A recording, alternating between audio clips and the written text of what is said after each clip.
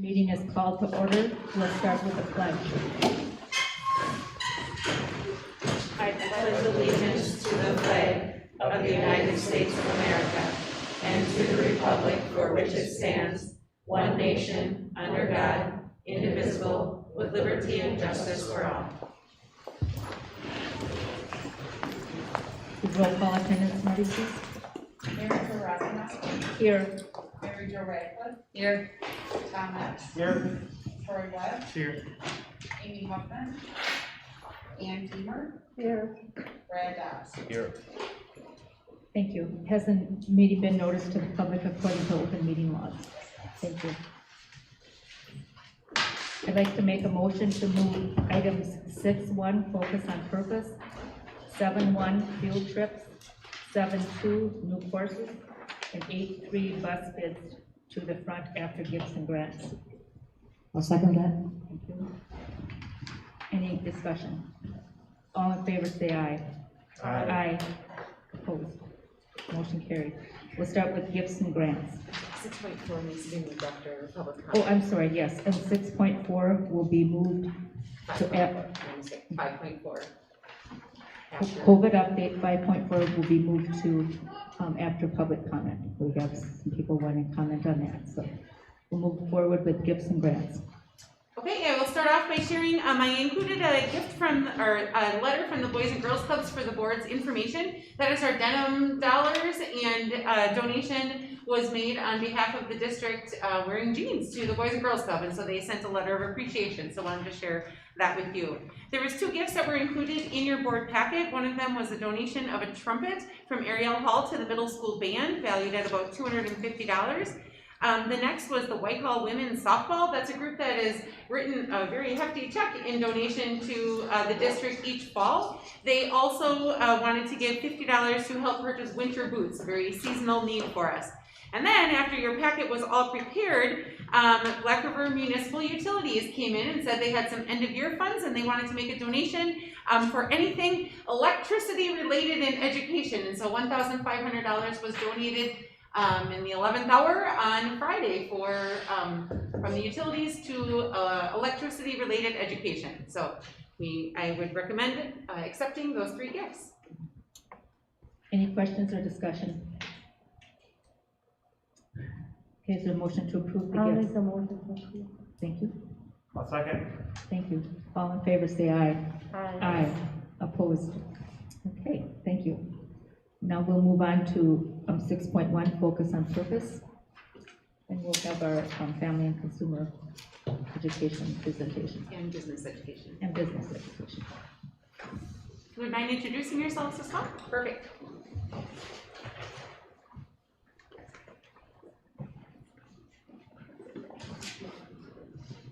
Hello, you can hear me. I'm Sarah Halverson, and I am the high school family consumer ed teacher. I am Emily Bowers, one of the 2 business ed teachers at the high school, and I also teach 1 course at the middle school. And I am Ryan Johnson. I'm the other business teacher at the high school, and I'm also the career coordinator at the high school. Oh, and Taylor Inches is not here tonight. She's coaching basketball. She's another phase teacher at the middle school. I'll start off with giving you an overview of the courses taught in the business ed department. All of the classes that you see there, software apps for business, Microsoft Office Specialist, accounting, business law, personal finance, and intro to business are articulated courses. If you take those courses through BRFHS and achieve a C or better, so 70% or better, you receive credit at Western Technical College. You actually receive the grade you earned in that class. It is quite literally the same credit. So many of our students, especially if they go to Western for a business ed major in our example, or in some of the family and consumer ed sciences, have a really good jump start in those degree programs. We do offer a couple of other classes, marketing entrepreneurship, and a careers class. And brand new this year, sports and entertainment marketing, that are not currently articulated, but we have a lot of students who take advantage of these articulated classes.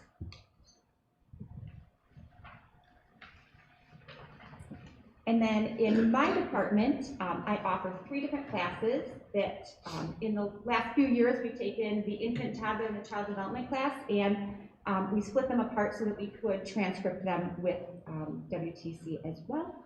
And then the Foods 2 class as well. So they could leave my area with 9 free college credits. And a lot of my students that go to like UW River Falls or UW Eau Claire, Stout for some of their early childhood programs, those credits will transfer for them. And so they found that to be very beneficial for the education programs.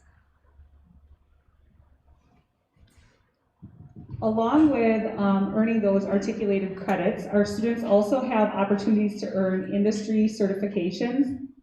Those first 4, the Microsoft Office Specialist certificates, are earned in the Software Applications for Business class or the Independent Study Microsoft Office Specialist courses.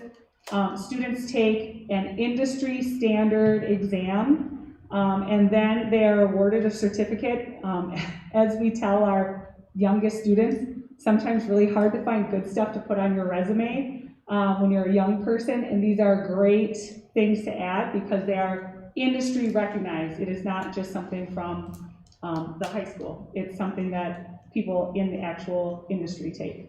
Is there any cost for those certificates or not? No, we are currently enrolled in I can't remember the name of the program, Microsoft Image Academy, where they provide the actual test for free. The cost to take the test is expensive if we don't take advantage of that. So our students actually have the opportunity to take the test a couple of times if they need to be successful. And then we also have some youth apprenticeship opportunities for kids within this area. Youth apprenticeship falls under work-based learning. It's more specific to particular program areas. The ones that we highlighted for this particular slideshow is finance, marketing, and hospitality and tourism. So almost every year we have at least one student earning youth apprenticeship in finance with one of our banks in town. Right now we have a student with CCU working towards our youth apprenticeship with CCU. Every year we have a student who does some marketing for the school district. One of their roles is to do all the social media postings that we have from the school district. And then within hospitality and tourism, we have students work at oftentimes different restaurants like Perkins, where they do the waiting, and then they also do the kitchen side, so they have to have both for the hospitality and tourism. So those are good opportunities for kids to show that they are, when they walk out with that youth apprenticeship certification, that they have entry-level skills in that particular area. And there are other YA program areas not related to business and phase, but we chose to highlight these ones because tonight's our night. Then we also have the DPI employability skills certificates, and so that falls under work-based learning as well. So any kid that does work-based learning at a job that doesn't necessarily fall under one of those program areas can still earn an employability skills certificate program or certificate through the state of Wisconsin. That focuses on transferable skills, so the skills needed to be successful in any industry. Employer fills out a rubric and says this student, wherever they go next, at least has those basic work skills needed to be successful on any job site. And I'm just going to touch a little bit on the ACCT course that kids can take. So after they take the child development and infant and toddler course with me, they usually take this as an independent study, and we usually pair them up with one of the 2 daycares in town so that they can get those work-based hours that they need for that license. And both of those centers need to have these licensed students. And so that assistant child care teacher license, they quickly learn though, which you guys, this isn't new information, is only a minimum paid job. And so this is a problem, not just in this area, but they love the work, but they realize that it's low pay, but high skill. How do we bridge that gap? That's a common thing that we see in some of these programs. And so, bigger problem than what we can see, but we have to keep trying to get these students interested because we know that this is really important work and it's needed. And so I think I licensed last year through DPI. I think I had 4 that went through the program and did that. And I currently just had 2 that finished with me. So it's not a lot, but also we have to think about how many can the daycares around here take on. How many hours did they have to work to get that license? It's 50 hours, but they have to do observations and they have to do a bunch of like book work and theory type of stuff that goes along with that as well. And you said they're working at both at the Montessori and the Collective Child Care Center? That's correct.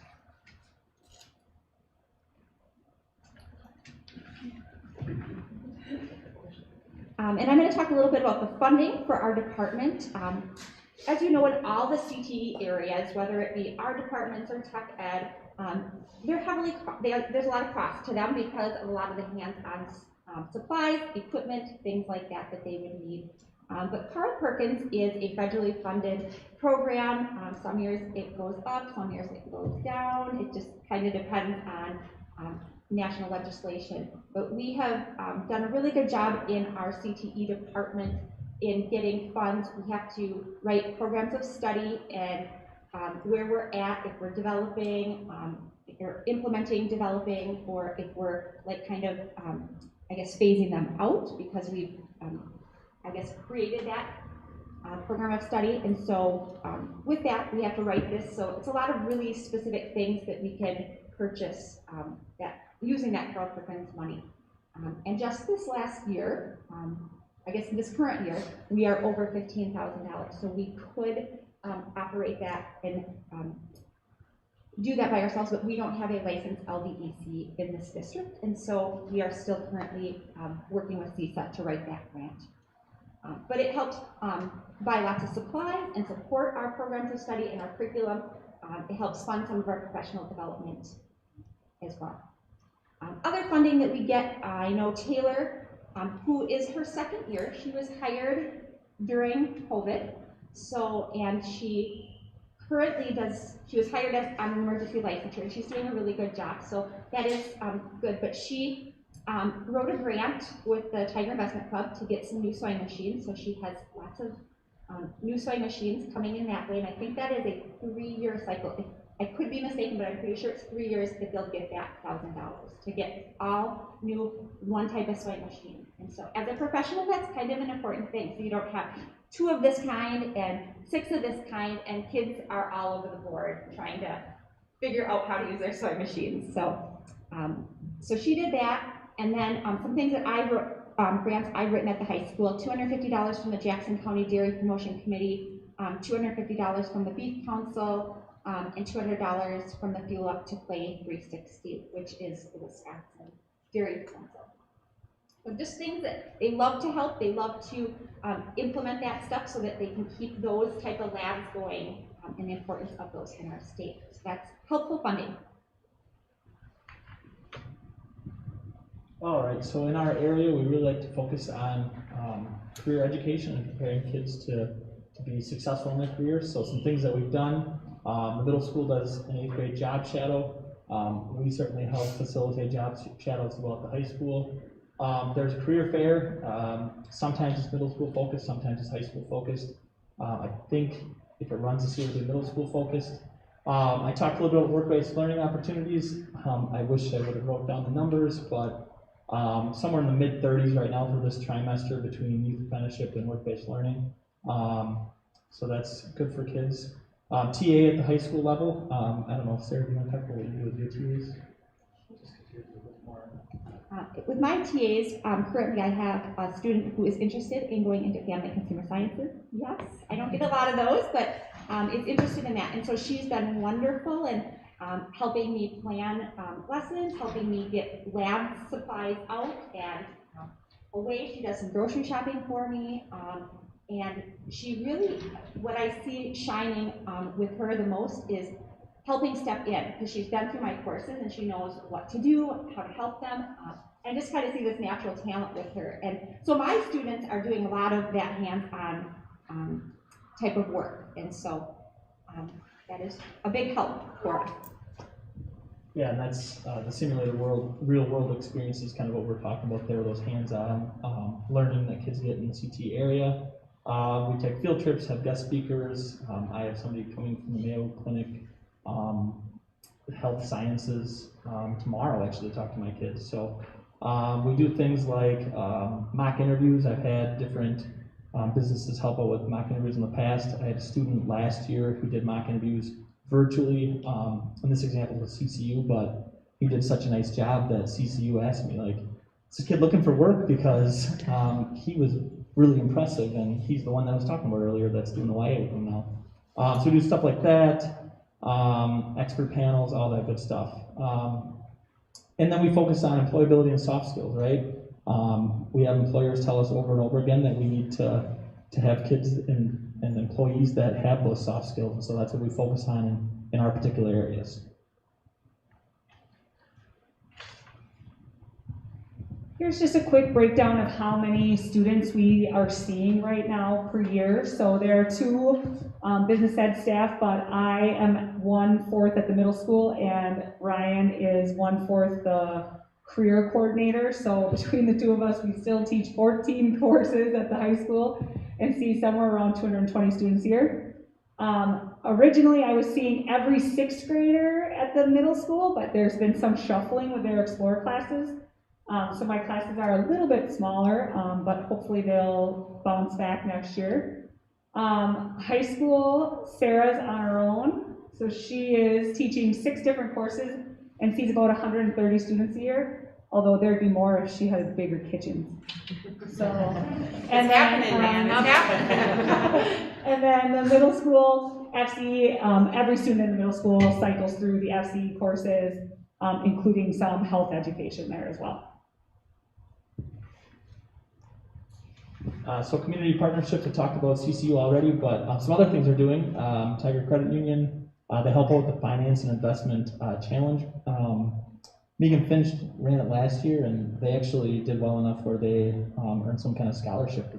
They advanced to the 2nd level. Reality Day, as I said, mock interviews, so they're a good partnership. Gross Motors Automotive Technician Program. Myself and people from Gross Motors and Western Technical College worked to set up this program where students work Wednesday nights, go to school, I shouldn't say work, they go to school Wednesday nights at Gross Motors. They earn Western credit. Forgive me, there's 2 different classes they can earn within their automotive program. I don't remember the name, that's just sorry. But it's a really cool program, and something that came out of that, another thing that came out of that is one of our students did such a nice job last year with them that he's now a youth apprentice with Gross Motors this year, actually working with them during the day. And then Black River Memorial Hospital, we always have a really good partnership with. Students, they have 2 students per trimester now, go through there, and they go to all the different departments for a week and get to see all kinds of different things from all the way down to they get to do work in the food department, they get to work in marketing, they get to work in all the different departments, and then they pick which one interests them the most, and then they do that for like 9 weeks and really get to experience what it'd be like to work in that field. This is I think my 3rd time in my probably 5 or 6 years doing this, that we had a student interested in becoming a nurse and went into the OB department, OB nurse I should say, went into the OB department and actually was in the room during delivery. So this is I think the 3rd time, which is unbelievable that this happened. And the rest of those all, I guess, pertain to the Family Consumer Ed department, either at the middle school or the high school or both. The Courtesy Corp, which is McDonald's corporation, they've done a really nice job at partnering with us and supporting, especially like our FCCLA program.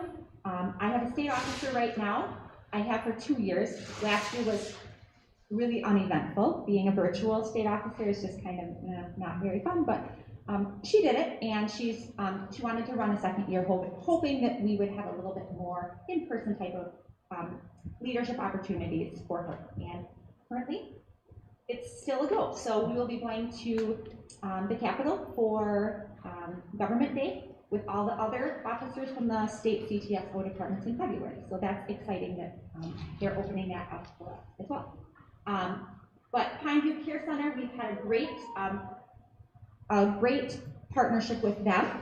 Carol at the middle school, who is now Taylor, But Taylor, because it's been COVID, of course, the nursing homes don't want us at all near them, which is understandable. But they have done a really good job partnering, and there's a lot of good learning that comes out of that partnership with both of the, I guess, care centers that are sandwiched around us. Ashley Furniture, I partner with them quite a bit, and I like to take field trips there. I've done that for years, not last year.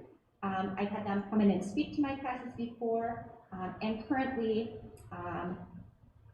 we have a former student who's going to Stout in the interior design program, and they have, she couldn't do the internship that they had and that they were offering this last year because of COVID, but she received a really nice scholarship from Ashley Furniture, and so they are always looking for that. So that's a great thing, and we're hoping to keep that partnership going with them. And then, of course, the child care centers I talked about earlier. And so I just talked a little bit about our, what we call CTSOs, which are Career Technical Student Organizations. Those are nationally recognized student organizations. And FBLA, you want to talk about that, Will? Obviously, Sarah said that we were really impacted by COVID last year. Everything was virtual, and kids were surprisingly uninterested in taking online tests and not getting to get together with other teenagers. So our numbers are, my numbers in FBLA are definitely down. I do have to say a highlight though is that we have our first competitor who's going to create an app and have his app judged at state FBLA. It's a new competition, it's a new way that kids are being challenged to compete, and it's nice that we have some kids showing some real interest and promise in that. It's definitely a stretch for me, so I'm learning right along with the kids. And FCCLA has also been impacted, and I've been mentoring Taylor a lot in trying to get her up and running with what to do with FCCLA, how to register kids, how to affiliate kids, you know, all that sort of stuff. Because last year she was brand new and had no idea what was really going on. And it's really hard to get kids motivated when A, they're not present at school, and just to want to, they like travel, they like to go and see new things and hear keynote speakers and go to breakout sessions. They do enjoy that sort of stuff. And so that's been heavily impacted. But we're seeing some interest again, and so hopefully we're gonna be able to have a state conference in person this year. We'll see how that goes. And so we offer competitive events, and that's what Emily just talked a little bit about in our area. So hers is a little bit more business, marketing emphasis. Mine obviously is more of the family living type of events. There's a lot of great leadership opportunities for students along with this. As I look at the board here, I know Mr. Upp's sons were members of some of our organizations, and I think had great experiences with that as well. But those are all opportunities that they can add to their resume. And they can get involved with community service stuff. We have empty bowls coming up, which we are glad to do in person again, and we're going to partner that with our high school parent-teacher conferences night. So if you're interested in that, come on out. We're going to get a bunch of our CTSOs to partner together. So there should be quite a few students helping with that event. When is that? 27th, January? I think, maybe. It's a Thursday. I think it's the last Thursday. Okay. You'll probably see more stuff come out when Avery Yeager puts it out on social media and some stuff like that. And of course, all of those different organizations, we all have those employability skills. And in those competitive events, there's lots of different employability skills linked in those rubrics that they have to complete. So where are we going? We're always looking to perhaps update our textbooks, and I know last year our C&I department was fantastic in helping us kind of at the last minute get some ebooks, so because we're virtual and it was just hard to, sometimes we don't always have enough textbooks. We have maybe a set of them, and if you have 2 sections, so they were wonderful at getting those licenses for those ebooks, e-textbooks. just updating our curriculum. Like we said, we're always aligning and looking for new coursework to possibly align. WTC, it does a really good job at working with us. We did some work, Ryan and myself and Megan Finch went to CISA this summer and did some career pathways work that links up with Western, our guidance department, and of course CISA. And that's really a push right now at the high school level are the career pathways. And then obviously you guys are probably aware, but my area is going to get a huge facelift, a brand new facelift, I guess, in the middle of the school. So super excited about that. Lots more storage, handicap accessible lab, better ventilation, and just, you know, it's kind of a lack of space for growth. Someone, I think my aide the other day in my clothing room was like, there is like no room to turn around when there's only 20 of us in here working. I'm like, I'm aware. But I think that's just goes to show the lack of growth because of that space, but we're moving ahead and that's exciting for our department. And then equipment update, the SAM simulator. We are seeing, obviously, more and more things are online, and having skills practice in an online setting is super vital.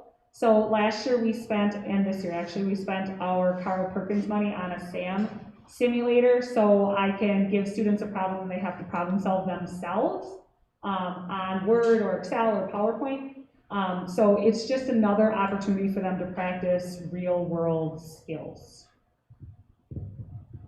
And the baby simulator, I know Taylor updated her baby simulator so that she had ones that worked properly. Instead of doing flower babies or egg babies, she bought 10 Love to Care baby simulators. So a replacement for her middle school project there.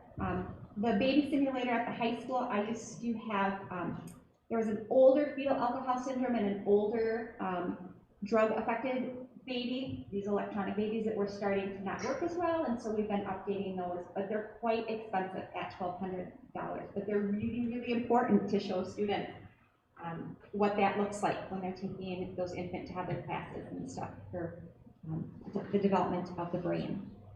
And then I'm going to pass it back to you guys about that. Yeah, and then we have a virtual business, sports and entertainment, marketing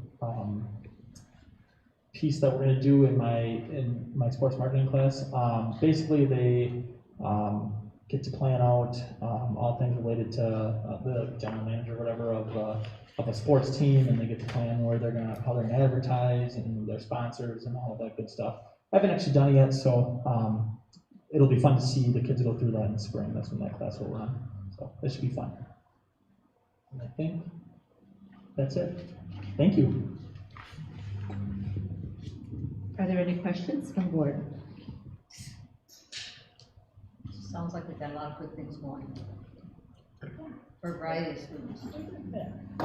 Lots of practical hands-on opportunities to build their skills for the present and the future, and we're really proud of that. Thank you so much. Thank you for coming today. Yes, thank you. Next, we'll move on to 7.1 field trips. We have a presenter for that as well, or? So Nate is here. He is the one that is proposing the field trip, but I just shared the materials all with you ahead of time and said that he would be available to answer questions if you should have them. So I'm asking you if you have things that you would like him to address, or I don't know if you want to give a summary, your choice. I don't really have much to add to this tonight. It's a trip to Boston focused around STEM things. We'd be visiting some of the more historic sites, looking at MIT, getting into a STEM lab, robotics lab. Yeah, I think it's a 4-day trip. Way into the future, but you're planning it now. That's good. Yes. Okay. Does anyone have any questions? Yeah, what is your fundraising plan? You need to raise, I think you figured out like 40 grand, is that right? Something like that. I know that a lot of money, we can do some fundraising. Some of it would come from students paying for a ticket to go. I know concessions is something we can do, and I am very new to all of this and still learning how to do some of the fundraising, but I know a fully worked out plan, but I know Sarah Howson, I've been talking to some, I can learn some things, and I'm very very quick at learning.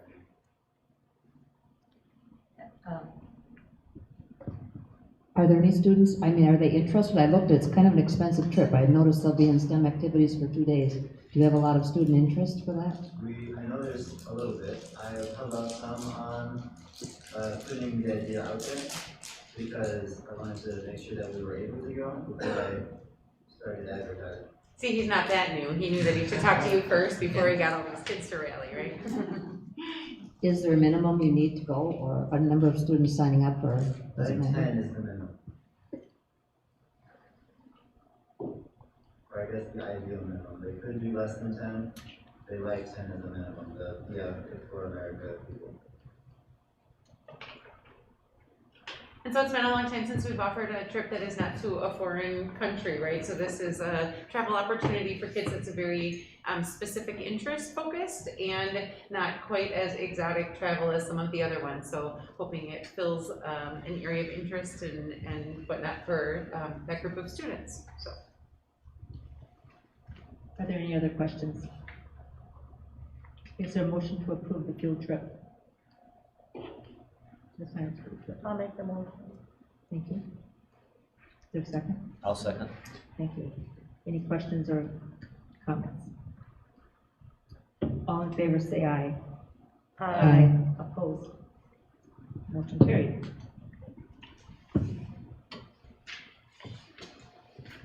We'll move on to new course proposals. This is the correct folder.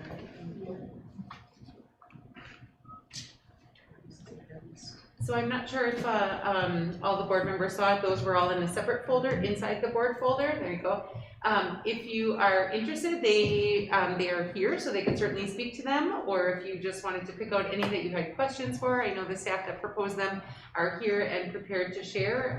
It's your pleasure how you would like to manage that. I'd like to hear a presentation or ask people to ask some questions. How about everyone else? Okay.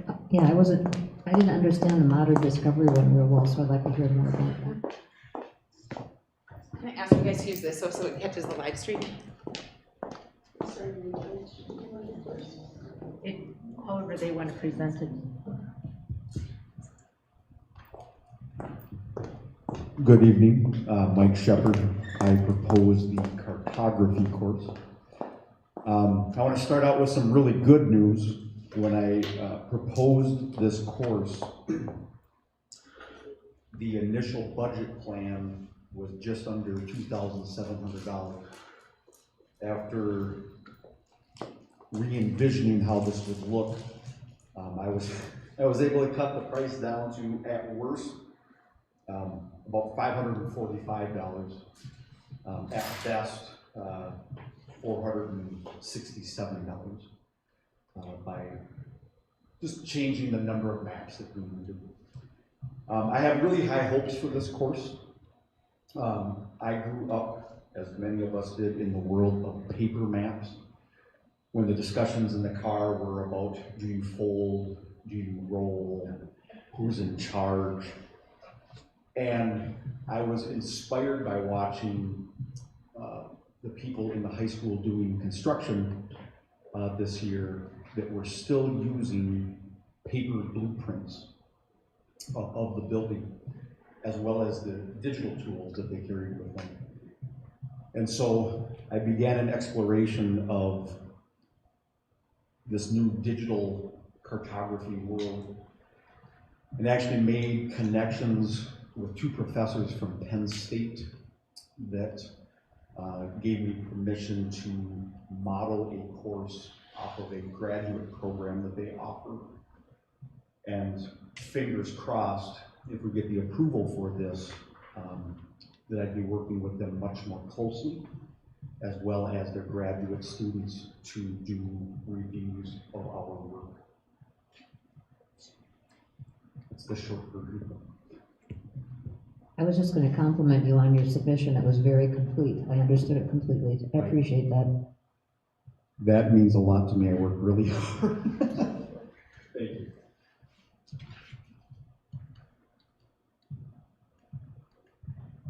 So this looks a little bit like GIS to me, I guess, rather than cartography. Is that? So it's kind of a blend of both.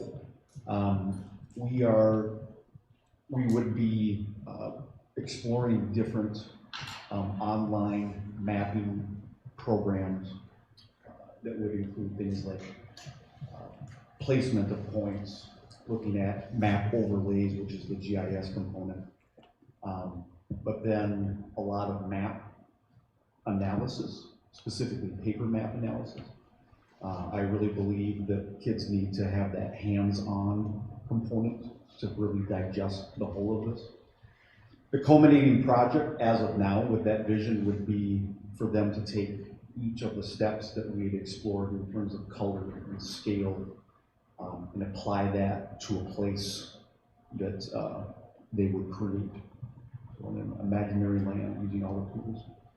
I would also like to work with the transportation department to do essentially like a piece of art where each one of the bus routes would get its own color, and then we would be able to look at the areas that we service with all these different colored lines branching out from the district. I think that would be a true testament to what the transportation department does.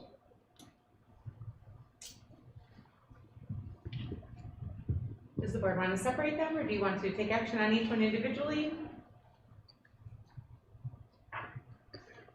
Should we take action individually? Individually as a group, or is it? As a group or individual in all 4 courses that we referred to? Yeah. I just had a question about modern discovery as well. I know, thank you.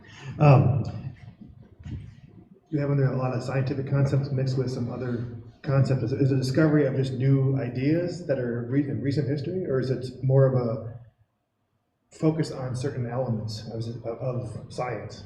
Is that because a lot of these concepts you put down? I'm not sure if this is the overall concept course here. Of course, basically frame of reference, electron magnetism. There's some geometry, there's a lot of math, and this is a lot of science. It's STEM related, which I understand. Is that what it is? It's basically just further exploration of STEM, or is it? I would say like the idea was to present topics that are sort of at the forefront of math and science right now, the more difficult to understand things that they might reach in a more upper level college-bound course, in a way that they can kind of get a brief overview of the topic and then themselves dive in a little bit deeper. So the word like discovery coming in more so at the end of the course, where they, in a small group, get a chance to research that topic on their own and discover more about it to present in some sort of like science fair-esque event. So almost like a graduate type of doctor, basically pursuing the research and focusing on one subject and thoroughly going for. Okay, that makes sense. And is this is not an AP course? Is this just a higher advanced course? Is that correct? Correct. Okay, thank you. Anyone have questions? More questions on that course? Okay. Should we address the next one?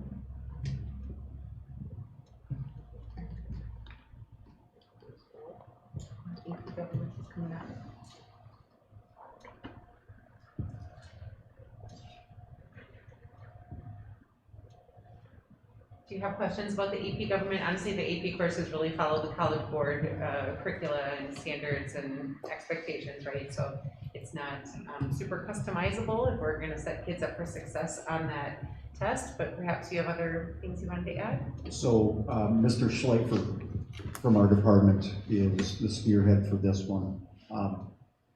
I know one of the things that he was not able to put into his submission in time was working with the guidance department to explore whether this could be a replacement for our politics class, so that kids could waive that and take this at a later time at a higher level of difficulty. But yeah, in terms of the content, it's very specific based on the College Board's requirements. How we teach it, that's where we have the freedom. I guess my one question, I think this is for Shelley, is so what sort of frequency do we offer these? These are clearly not in every term, maybe not in every year. Is that? So we, there are some courses, actually science and social studies are both the ones here. It was a couple of years back that science came, introduced a whole bunch of different elective courses, which is fantastic, right? Kids taking electives in the core areas, but that means we can't offer them all at the same time. Otherwise, A, we would need more staff, and B, the class sizes would get smaller because you still have the same number of kids. We kind of let the kids vote with their feet. However, there are some of our higher level classes that are just automatically on an every other year rotation, and the guidance office really works through that with them. And so I'm thinking it used to be like med terminology and human anatomy and physiology. They always went opposite years because kids that would take one often wanted the other one, and so we would split them up. So if approved, they become part of that every other year rotation, or whatever is appropriate for that course. So then if you don't have minimum seats filled, then they do not Kids get vote run with their then? feet for sure, and if the courses are approved and we do registration late winter, I guess I haven't talked to, I'm gonna say late winter because the whole building would prefer not summer as we have a few times. If there's not enough student interest, then it doesn't run. We kind of have there has to be at least 11 students in there for it to run, but we caveat there's like some higher level foreign language classes that don't have 11, but they'll run like Spanish 3 and Spanish 4 at the same time in that classroom because you don't have 11 kids at any one of those levels. And so yeah, kids vote with their feet. We don't offer classes that we don't have enough student interest in. Okay, thank you. Yeah.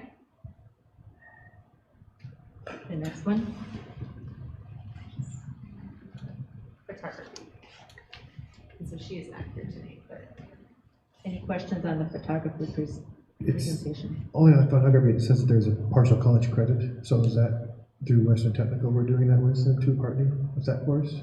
It does, at the bottom it says they will have achieved.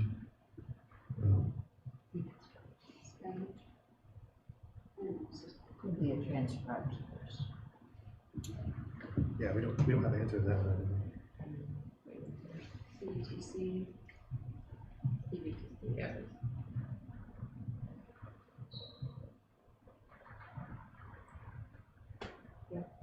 And the reasons it says that, I apologize, yeah, so.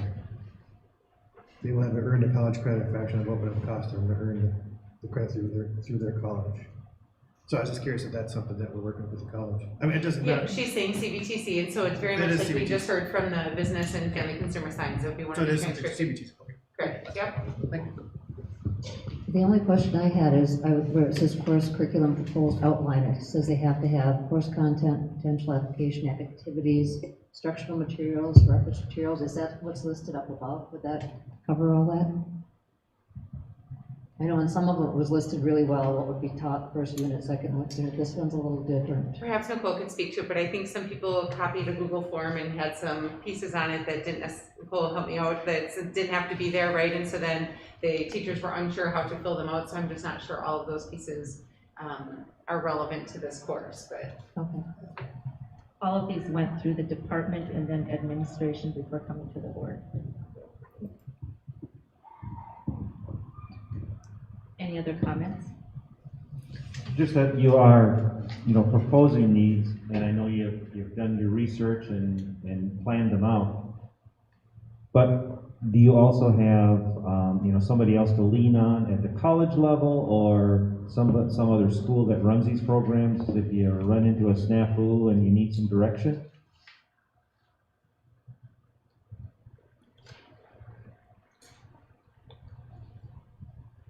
So I am not sure that if I have seen a high school course like the Modern Discovery one. It's definitely more of a college-bound course, but I myself, and I know that Nate as well, is still in touch with our college professors who we have worked with these topics on, and so I know that for sure.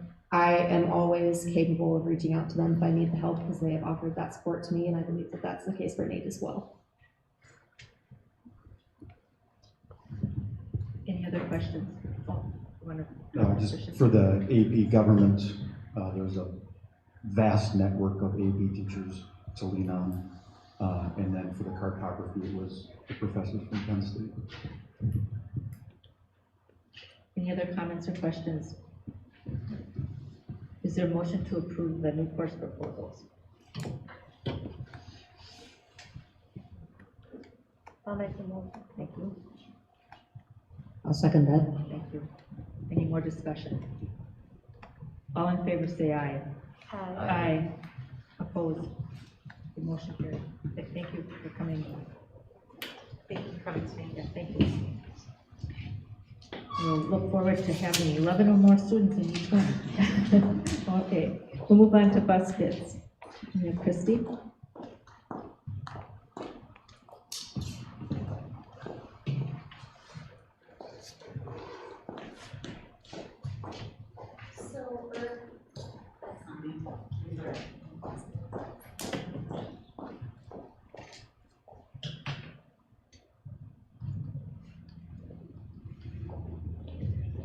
Earlier this month, we submitted requests for bids from the three major school bus manufacturers, which would be Midstate Truck, Wisconsin Bus Sales, and Nelson Bus Service. So we did this a little earlier this year than we typically do. We usually do this in the spring. But with supply concerns and issues, we felt that we should do it a little bit earlier this year. And that definitely ended up we were right. Wisconsin Bus Service did not respond with a bid at all this year.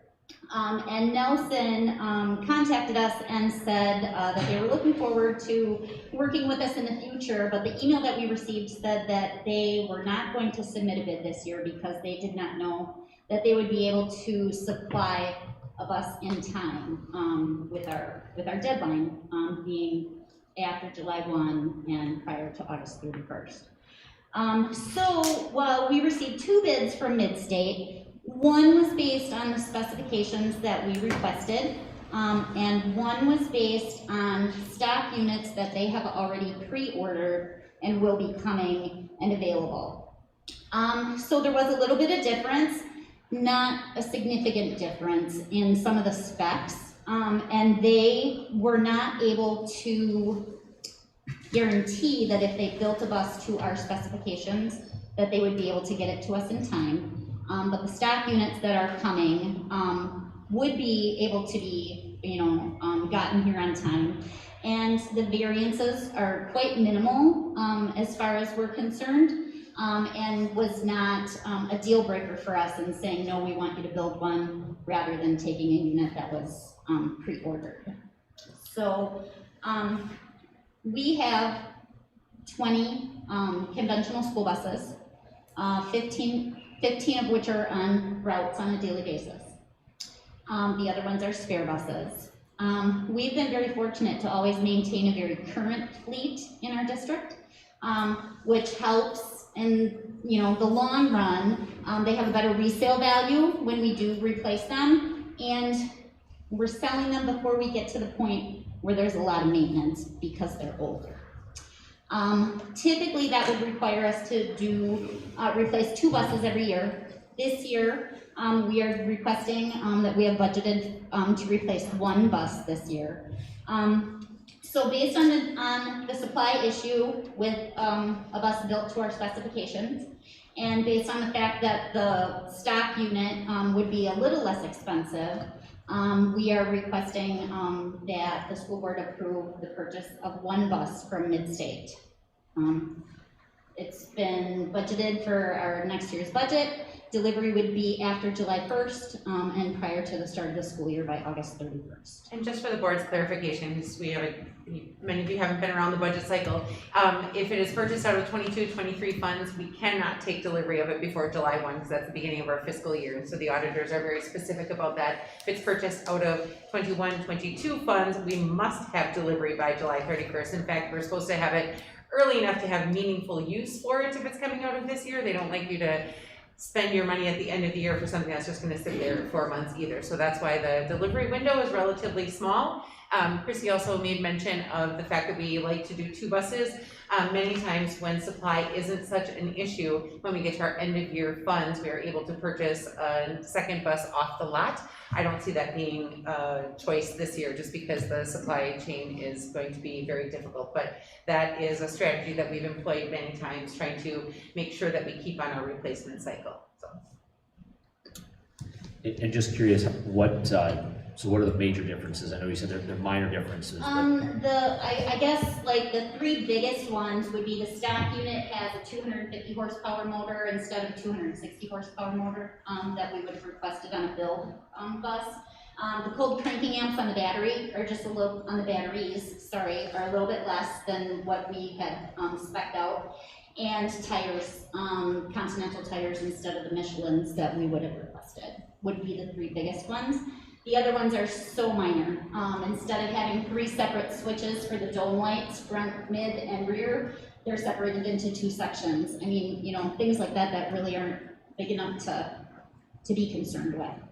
thank you. Yeah. Any other questions? Is there a motion to approve the bus bid? I make that motion. I'll second. Thank you. All in favor, say aye. Aye. Opposed? Motion carried. Thank you. Thanks, Ms. Sisters. Now we'll jump back to 5.2, the WASB resolutions. You received those in your packet. We'll just open those up for comments. If you have any comments about what will be presented at the convention in January. Everyone have a chance to look at those? Any concerns or feel strongly about any of those? We do have another meeting before the convention as well, so getting in my little head of time here. Just a couple that I pulled out as I think are important are the safe harbor legislation. I've done a fair amount of reading about that recently, and that does appear to be a piece of legislation that cuts down on sex trafficking, which is obviously a horrible crime. And I think this is, you know, in our mission of protecting children. I think that one's important. And then also we've had some discussions around gifted and talented, or in this one, advanced learning. I also think that one's another important one as we, the dollar value of the budget really shocked me. I didn't realize that prior we only had $237,000. What we have to work with now is double what we had previously.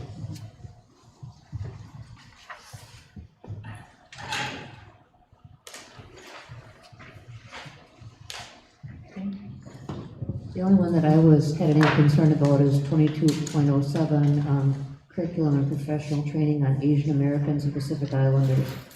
I know we put enough stress on our curriculum right now, including so many things. I'm not sure how I feel about that one. I don't know if anybody else has particular concerns about that. Again, these were all submitted by other schools and vetted to see if they deserve the full delegate discussion. So, yeah. Anyone else have an opinion on that one? Last year, did we have a vote on this before the convention was scheduled to happen in the January meeting? Did we do that or no? I don't recall. We felt strongly, but our representative could vote, because there's a lot of debate that goes on during the presentations, and we do have another board meeting before the convention. So they just got them out to us a little bit earlier this year. So typically I don't put action needed because it's just more talking about whoever's gonna go be our delegate. So if you would like something different for next month, please let me know. Okay. Hearing no other comments, we'll move on to the SRO contract. So last month was our annual review of the school resource officer and the work that he does. I was unaware that they also needed the contract updated at that time. So after he was done with his presentation, he came and handed it to me and said, "Here, can you sign this?" And I said, "No, the board needs to take action on that." So it is back to you. As I mentioned in my notes, we are currently paying 17.5% of the total programming. I think you could ask any one of our buildings, and we are we are getting a great value in service for that dollar amount. And I've talked with the other 2 school districts involved, Melrose, Medora, and Alma Center. They are also feel very strongly they would like to continue the partnership. They'd like to sit down and talk a little bit about scheduling and so forth. Kyle is almost always available at on call basis. He intentionally tries to not have a schedule that's predictable in the same place each week, but sometimes we would very much appreciate a schedule where he's in the same time, so that we know where he's at. So we're gonna sit down and have a conversation with Sheriff Waldera and Kyle in all 3 districts, but certainly do not recommend changes to the contractual part of it. So the 17.5%, that's effectively of just personnel costs, right? Because the sheriff's department is absorbing the vehicle and associated costs with that as well. Right? Correct. Okay, thank you. Yeah, this is very inexpensive.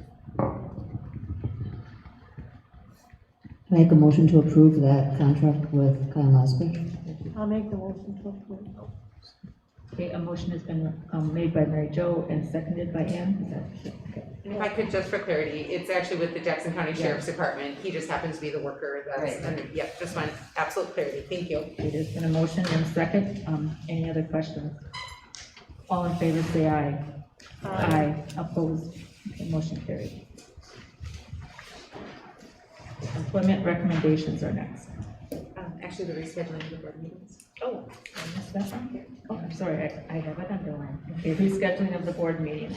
I'm just requesting of the board if it would, I feel like we do a fairly decent job advertising the location changes of our board meetings, and if we are planning very, very, very far in the future, I feel like we could communicate date changes if possible, and so I am respectfully requesting that the June and July 2022 board meetings both move from the 3rd Monday to the 2nd Monday.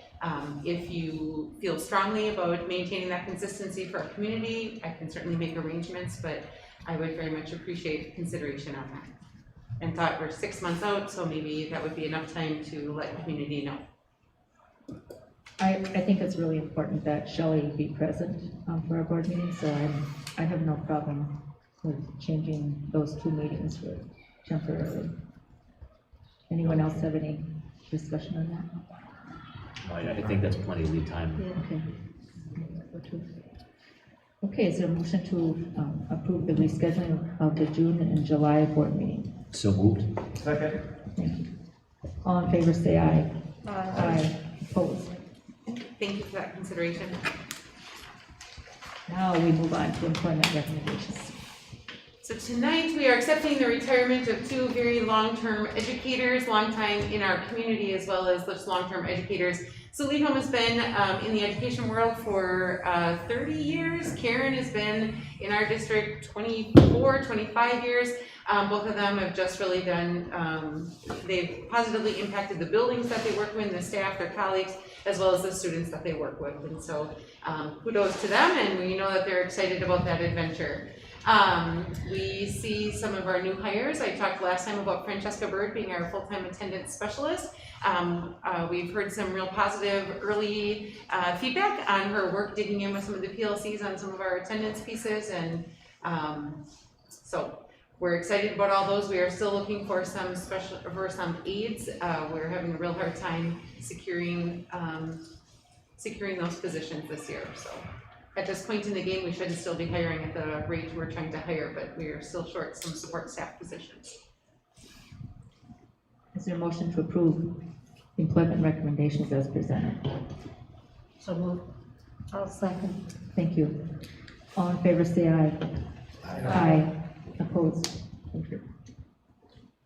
We'll move on to the student success reports by the principals.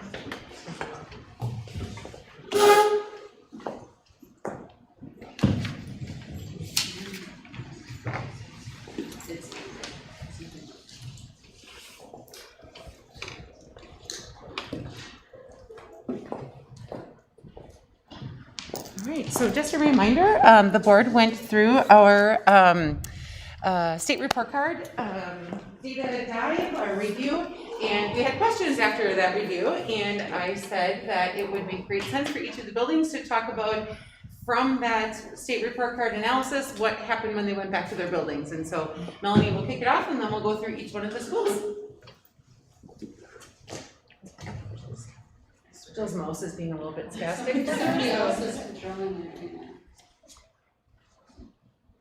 So I can tell you, while she's pulling that up, that we set our goals based on math, literacy, and attendance. And so we looked at all of those areas, and we have a math growth goal and a math achievement goal. And we've got a reading goal for kindergarten and a reading goal for first grade, and an attendance goal for our school overall.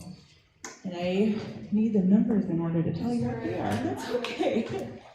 It's like watching a Jeez. Somebody else is controlling the area.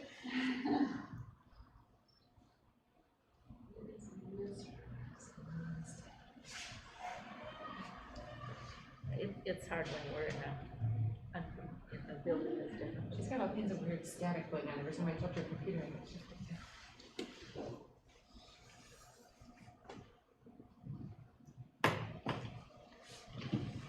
We are patient. It just takes a lot to adjust to being in different buildings and different presentations and everything. Thank you.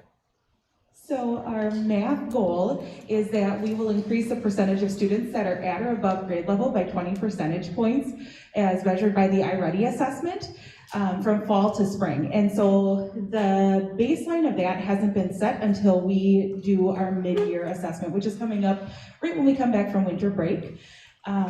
Our second math goal is our growth goal, and we want at least 50% of our students to make adequate growth progress toward their typical growth goal. So I'm not sure if you remember last year, there is a chart that shows how much of their growth goal they're meeting, and so we want them moving along that trajectory. And adequate growth is defined as meeting 80% or more of their typical growth goal. In literacy, I broke this apart for each grade level because there's a slightly different goal using the same assessment. So we use a DIBELS assessment in both kindergarten and first grade, and we are targeting PSF. That stands for phoneme segmentation fluency, so breaking apart the sounds and identifying them. And for kindergarten, we want at least 55% of our students to meet the assessment criteria to be placed on or above grade level in that component of the assessment. In first grade, we're upping the ante a little bit, and we want at least 55% of our students to meet the criteria to be on grade level or above for correct letter sounds. So that is half of the subcomponent of that, and our beginning of the year data is very exciting, and we may even, when we come back in January, we do our mid-year assessment, we may need to bump that up to the next assessment category. We're hopeful to see what that data turns out. And so, just some side notes academically. So we are really diving into instructional coaching. So we hired an additional instructional coach this year. So we have, we've got one full-time. Her name is Rachel Gamroth, and we have two half-time instructional coaches at Forestry, a little bit unique positions. Our interventionists are 0.5 interventionists and 0.5 instructional coaching. And so they have broken apart our teachers into different cohorts and are coaching them at their tier 1 level. We are also using target time. So every student is placed in an intervention depending on what they need. So students who are above grade level are in advanced grade level enrichment activities. It's really exciting. The last round that we just did, they were in some plays, and they went around and did the plays in a few different classrooms at the end of target time, and they did a wonderful job. We are also using 3 interventionists to provide intervention at the tier 2 and tier 3 level. We are continuing to use Haggerty as a tier 1 intervention. And our coaches are also, through the feedback that they're doing and getting and receiving from teachers, we're also doing little mini PD lessons at the start of our PLC lessons on Fridays, based off of all of the feedback that we're getting. So if the teachers want to learn more about how do I have my students engage more in Haggerty, or how do I have my students do this or that, if we're noticing a trend, they do a 10-minute mini lesson on an instructional practice before they jump into their PLCs on Friday. And as I said earlier, we also set some instructional goals, or some attendance goals. Forest Street has a number of students who are arriving late or leaving early or have truancy concerns overall. And so at our age level, it's about educating parents on the importance of education and setting good educational behaviors for their future as students. And so we have worked with our attendance specialists and pulling our data together. And so these are going to be signs that we're going to be using and including in our monthly newsletters that we send out to parents as well as some informational pamphlets about how education and attendance regularly in school impacts this child's education. And so how we'll measure this progress. So for math, we're going to use the iReady assessment that's administered 3 times a year, beginning, middle, and end of the year. For reading progress, we use the Dibbles assessment that again is administered 3 times per year, but that one is also progress monitored every 3 weeks. And so we can see how students are growing and how they're moving along. And if they need assistance in reading instruction, we really hone in on that during target time. And if they're making really great progress and they need to be moved up a level, we'll move them into a different level group. And so our groups are very fluid during target time.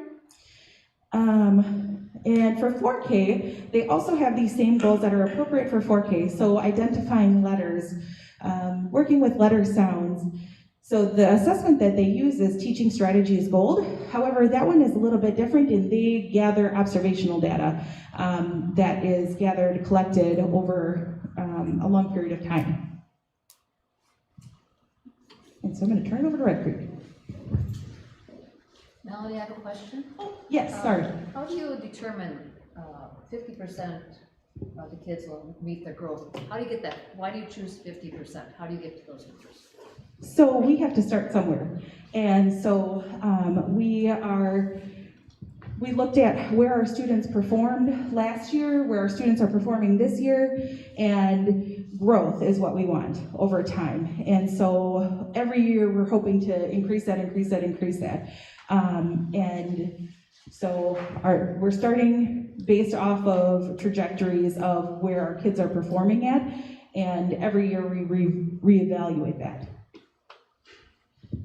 And one more question. I know you're using the Haggerty. What grade levels? I know Nicole is a huge fan of that system, but I'm just curious because we were starting originally just in kindergarten, correct? We are using it actually in 4K, K, and first. Okay. Are you guys using it at Red Creek too? Okay, 4K, K, and first. And so, and correct me if I'm wrong, Nicole, but did 4K start with it first? 4K started with it. Okay, 4K started, okay. And it's wonderful to see. I was just in a meeting with first grade and they were sharing some insights into what they're seeing in their classroom instruction. And they were sharing a celebration of students hearing sounds and being able to break apart words and manipulate sounds, which is the foundation of reading, which is what we're getting at the heart of at Forestry, to beginning setting those good foundational skills for becoming good readers in the future. Yeah, I'm really curious because Nicole talks so highly of that. I actually bought that book for our sons too, just the early pre-K or whatever the first one is, just to see what it's all about. So far, I like it a lot. Any other questions?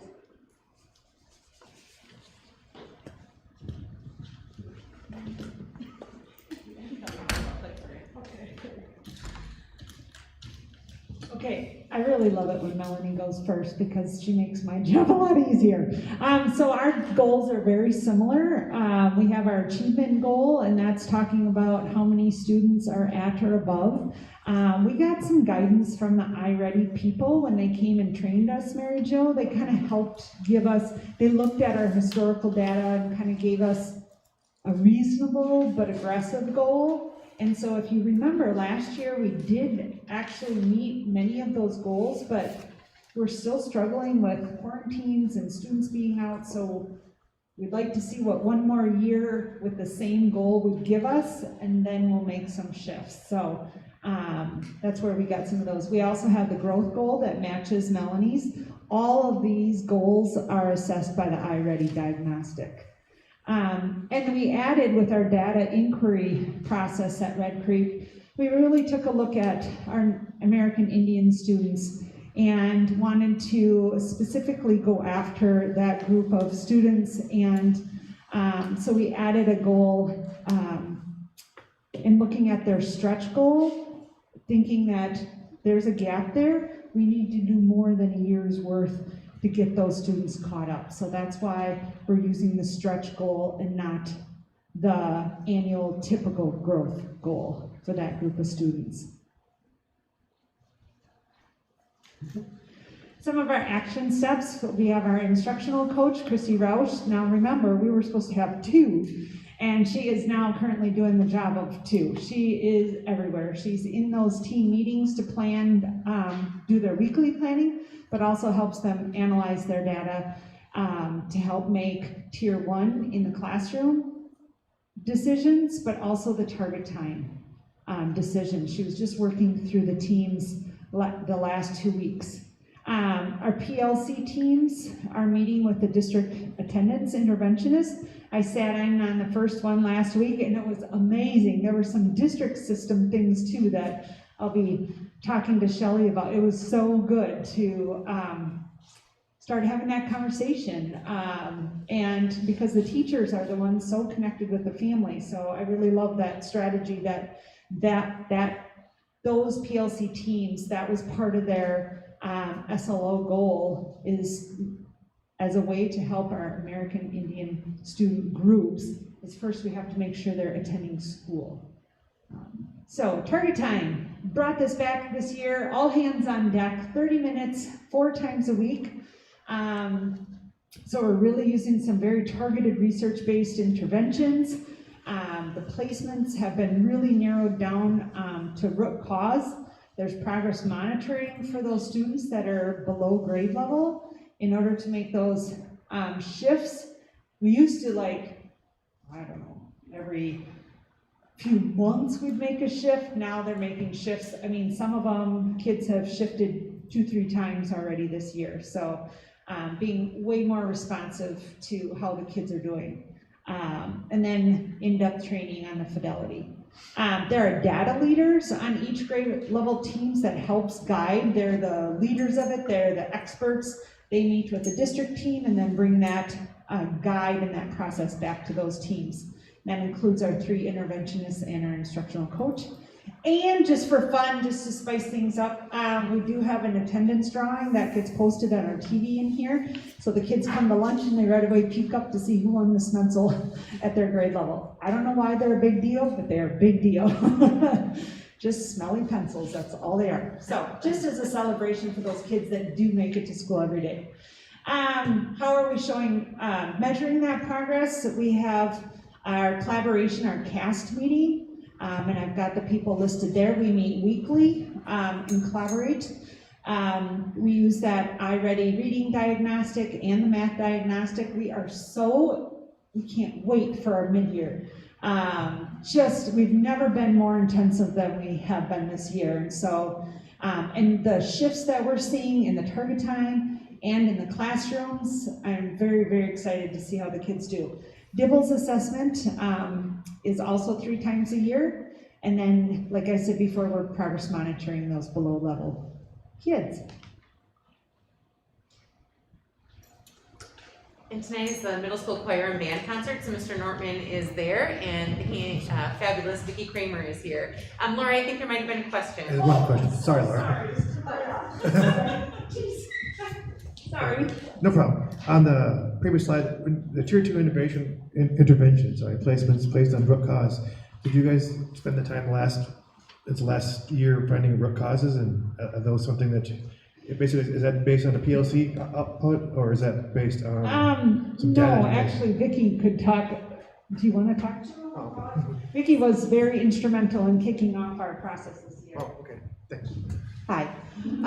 So in all of the buildings, we tried to create a systemic approach to our tier 2 instruction this year. And so the data that we are using, we want to use several different pieces of data. So we do look at iReady as a screener, but then we also The programs that we are using that are evidence-based practices in that Tier 2 instruction have placement tests, and those placement tests allow us to make sure that we're aligning the student need to the instruction that they require, and then we progress monitor with the tools that those programs provide. And in some cases, we also triangulate that with the DIBELS data to make sure that they're not just growing with the assessments from that program, but also an outside objective assessment to really ensure that that growth is for real. That makes sense. So try something, I'm just gonna simplify a little bit. So Sorry. something that is significantly different, the longer we've been working on the different layers of interventions. It used to be we would have a math intervention at this grade level. Anyone who was below grade level at math would go to this intervention. Same with reading, we would have maybe 2 choices. When we talk about root cause, so you're not a great reader, so we're gonna give you a reading intervention, is pretty big picture vague. Now we can say, these are the foundational skills in reading you don't have, so this intervention is for you. Whereas these are the skills you don't have, this intervention is for you. So the root cause is more, what are their gaps, and having a wide enough menu of interventions to be able to match the gap with the skill that that intervention teaches. So that's kind of that root cause, not just you're not a strong reader, but what skill in reading do you need help in, and then what's the intervention appropriate for that. Okay, well, thank you. Same thing you said, but sorry. She gets very technical very fast, that's the way she's super smart.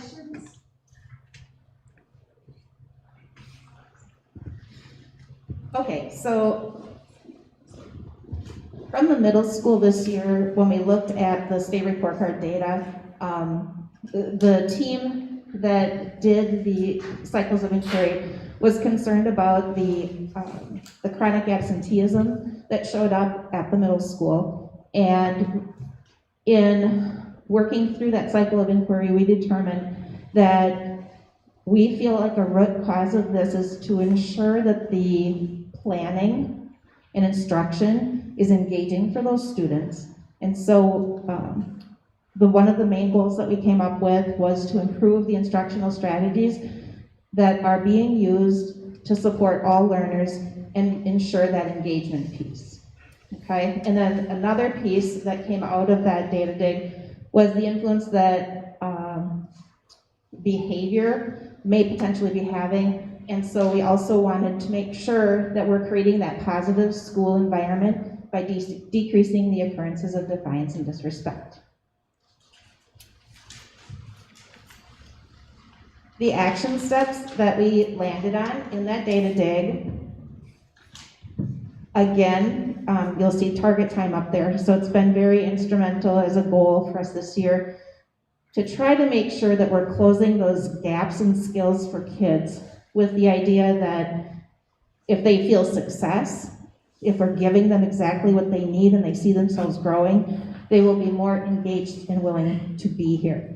In case that those skill gaps are something that's making them hesitant about being here, especially after what's happened with all of our pandemic absenteeism and virtual learning. Another piece, the other principles I mentioned, the instructional planning and our coaches and how they're supporting that. Our coaches work through cycles of coaching with teams, and part of that, a major part of that, is the intentional planning that takes place.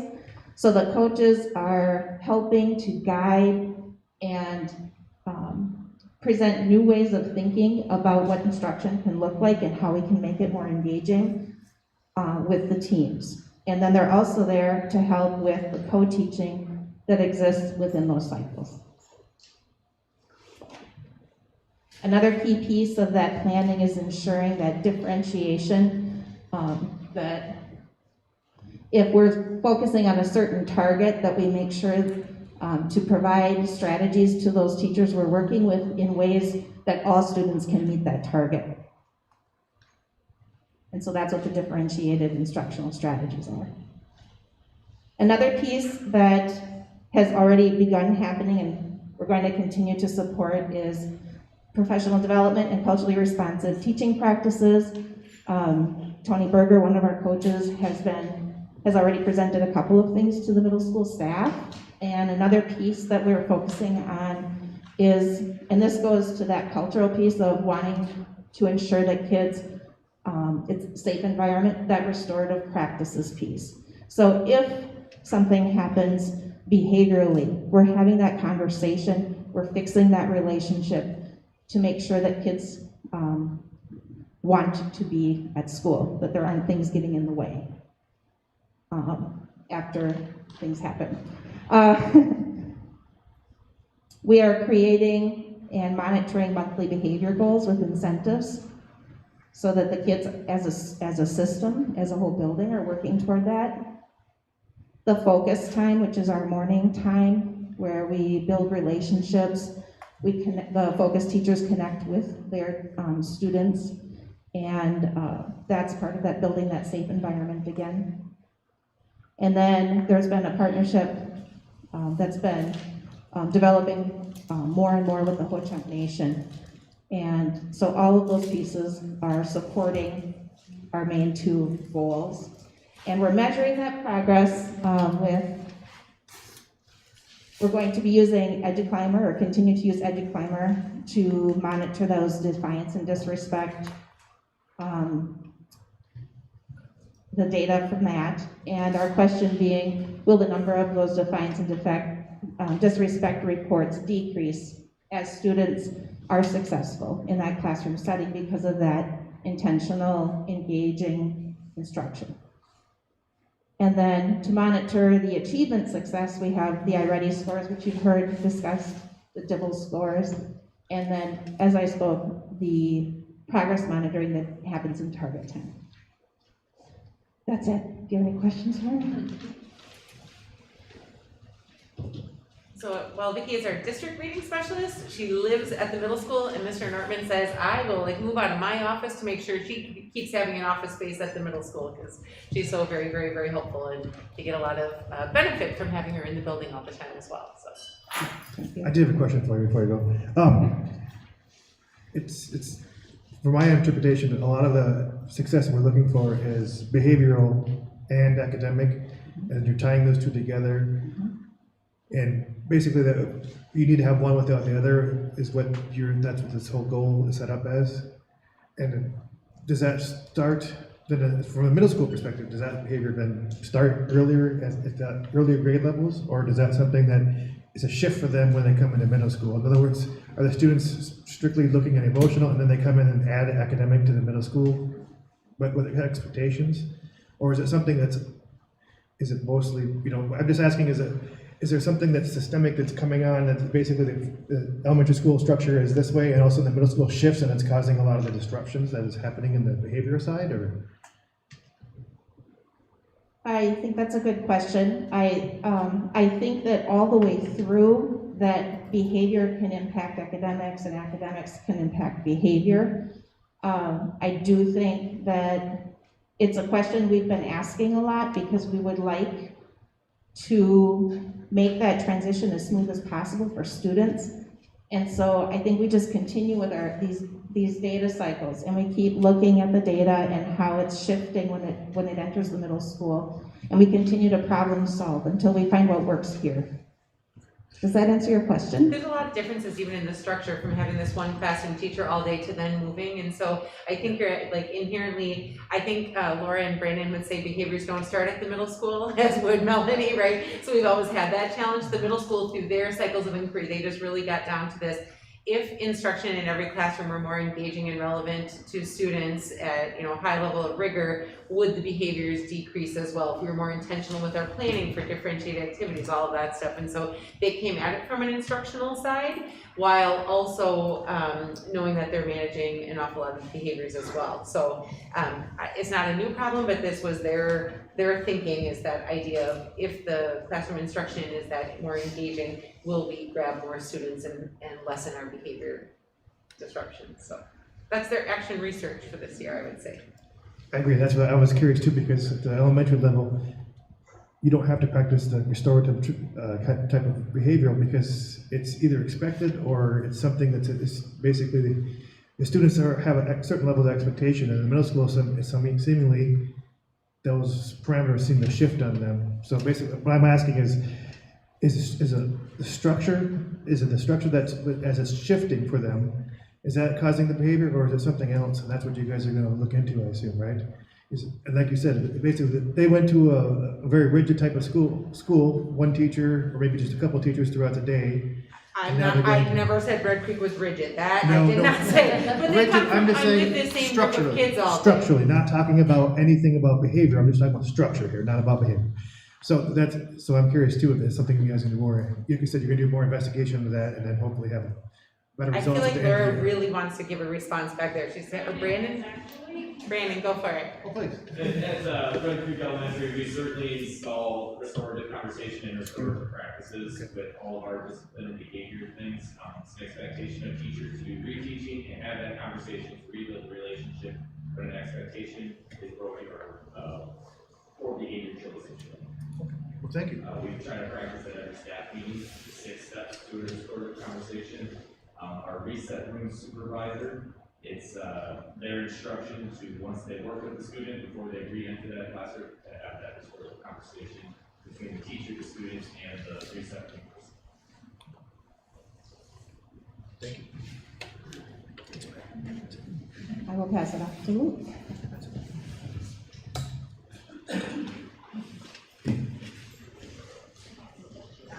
Kim's gonna think. Hey, I was just thinking that I think the behaviors do start at the middle school and they end at the middle. When we get them, it stops. So it must be something about what Dan's doing. I think we can all agree. Since he's not here to defend himself, we'll just go with that. Okay. So certainly we are concerned with achievement. And when we looked at our report card, there's a gap that we need to address and we need to find ways to get better. But what we felt like in our staff, when we dug into the data as a staff, the other glaring piece that was impacting achievement more than anything was our attendance. Our attendance rate of chronic absenteeism at the high school is over twice what it is at the state level. And when you have, so chronic absenteeism will be students missing more than 10% of contact days. That's going to show up in achievement, right? So we wanted to address attendance as a goal for our staff. And certainly there are lots of factors that we can't control, but we really wanted to focus on the things that we can control. And these were the two things. We're going to really focus on improving the culture in our building. We're going to try to, parenthetically I said student satisfaction. We want our students to enjoy being at school. We also want them to be engaged. We have a hand in that as educators, and I'm going to talk about that in a minute. But when we do those two things, we feel like we're going to get a reduction in failing rates. If we have a place where students want to be, they like being where they are, they're more engaged because of the practices instructionally, we feel very strongly that we're going to see a reduction in failing students. Our action steps, things that we're actually doing. This may seem like a small thing, but welcoming and inviting environment. We spend a lot of time, Kim is super bubbly and welcoming, and you see her all the time at the beginning of the day, inviting kids in the building, welcoming them. We're trying to create a space where students feel like it's theirs. When we met with each class individually, one thing that every class heard me say and heard Kim say was, this is a place for everybody. Our building is a place for everybody, regardless of what your last name is, regardless of your socioeconomic status. This place is for you. And I think just hearing that, kids hear that, I think that means something. Another thing that we're doing, culturally responsive practices, whether it's through instruction or our systems. We want to be responsive to the needs of our students. And kids hear me talk about this, our staff hears me talk about this. We define equity as giving people what they need. Not every student needs the same thing. Not every staff member needs the same thing. We try to give people what they need in our building. We feel like when we do that, they're going to be happier. They're going to really want to be there. They're going to see that they're valued. So that's something that we're focusing on intentionally right now. We've heard restorative practices, some conversations about that, we got rid of our ALEC room. We do not have an alternative learning center in our building. I just felt really strongly that when I found out that our building had a huge classroom dedicated to, and I'm sure it can be done really well. That's fine, like where we do a reset. I know they do reset at the elementary school. At the high school level, I'm just not comfortable having a room where we put kids when things don't go well for them. I'm coming from a building that had 2,400 students. We didn't have one of those rooms. And you can't convince me that we need one. And so what we're doing is we're focusing our attention administratively. Kim takes most of this. And when students need to leave the building for whatever reason, need to leave the class for whatever reason, one of us is quickly having a conversation with that student, working to get to the root of the problem, and then we get them back to class. We want to restore that relationship with the teacher and get the kids back to class. We don't want them out of the class. We don't want them to miss instructional time. We created a success lab in place of that ALEC room. So our success lab is for credit recovery. Student fails a class, rather than, we kind of came to this when we have juniors taking freshman English in the classroom. And we're thinking, this is not good for anybody. The freshmen are uncomfortable, the juniors are uncomfortable in there. So we actually have a space now, and it's taken us some time to find the right person, but we really feel like we've got the right person now who's created a space that's welcoming. Kids are in there, she's connecting with them, getting them the credit, and getting them back on track academically. Our Lunch and Learn program is also another way we're making our place inviting. Kids have choice to go places in the building, connect with teachers who are offering really cool things. We also open campus for our juniors and seniors. We treat them like adults, young adults. We let them make mistakes, and we help them when they do. And I think that they feel valued, and we hear that a lot, that they love that piece of it. We also have lots of juniors and seniors that stay on campus and connect with teachers and other students in various ways. We have lots of clubs that meet during that time as well. We are trying to be really visible. If you've been to home sporting events, there's a really good chance one of us, if not both of us, is there. We're at concerts and musicals, and we want our students to see us in positive settings, not just, it's like, I want kids to come in my office and talk. I don't want them to come into my office just when things are going poorly. And Kim feels the same way. I know we're trying to be really accessible to our students. We also had a really great and intentional meeting with Ho-Chunk Nation Social Services. We've had a couple of them where we're working through some of the cultural differences relative to absences. Talking about reasons students might be tired as they're up all night at a cultural event. They may be missing more school than normal because there's a funeral. And making sure that we are aware, opening those lines of communication so that we know as a building what's going on. And their people are being really focused on losing the name. Who's Bobby Jacobson, right? What's that? Chad Lactive, thank you. We had a really good conversation with both of them about working to increase communication so that we're not unduly penalizing Ho-Chunk students, and they're receiving truancy letters at a higher rate because of those things. And we just need to be culturally responsive to that. Okay, how are we measuring progress? Obviously our attendance rates. We're going to survey our students on a regular basis to make sure that we're meeting their needs and giving them what they need. Questions? Any questions? No, I'm just glad to hear that you're really working on that attendance and making a positive school culture. I think that will make the difference in their academic scores eventually. Thank you. I did have one question. The student survey, what is that? Is that basically the engagement you're surveying then? Is that? I'm sorry, I didn't catch sorry. Are you engaging, is the student survey about student engagement? Is that what your questionnaire is about? Yeah, it's going to be like, how do you feel about, when you walk in the building, do you feel welcome? Do you feel like this is a place that meets your needs?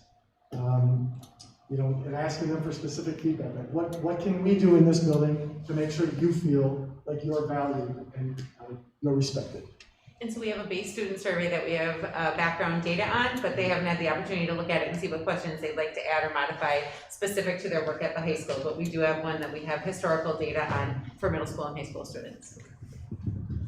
I also like the idea about that success lab a lot instead of the ALEC room. How many students do you have in this success lab usually at one time? At one time, we've capped it, there will never be more than 10 students in there at once. Every hour, I would guess, I don't know, we're between 6 and 8 probably. Yeah, per hour, so. 6 times 5, we're at 30. We have some math people. So does that take the place of like a study hall? Okay. Or they would have, like we said, like it would have been a junior that would have been put back into freshman English. So Okay, instead so of that rather than spot English in their 9 time, schedule, okay. they've been put into the success lab, so that they can feel that success and work through Edmonton courses during that hour. And not have to sit with And not sit with the freshmen. Okay. Any other questions? Thank you, all of you, for coming. Yes. Next, we'll go to our monthly expenditures. You received everything in your packet. Does anyone have any additions or corrections or questions? Hearing none, is there a motion to approve? So moved. Second. Thank you. All in favor, say aye. Aye. Opposed? Motion carried.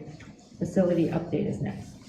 You received both the forestry and the high school report in your package. You saw that they were hoping to have the high school sealed in by mid-January and Forest Street by mid-February. I was going to ask them if maybe end of January we could do a board walkthrough if that is interesting to you. It works better if we do it after work hours so they don't have to stop their work during the day, but I will try to organize that for you if you'd like. We also were planning shortly in the new year to do a site visit of the kind of an open house at the transportation garage once we have all the deliveries and stuff, because most of the district staff has not seen that space either. So both of those will be coming. But Did we solve the lights issue, or maybe this is a Jill question? Are our neighbors happy now with the lights? We're still working through it. Okay. We've got a prototype up, so the lights are more direct down, and I think that's working, so. I've noticed it during the day, but I'm never over there after dark, so. Yeah. Okay, any questions? We'll move on to school safety drill report. You received those reports in your packet for each building. Anyone have any questions? I don't think we need to go through all of them. Hearing no questions, we'll move on to school safety and emergency operation plan update.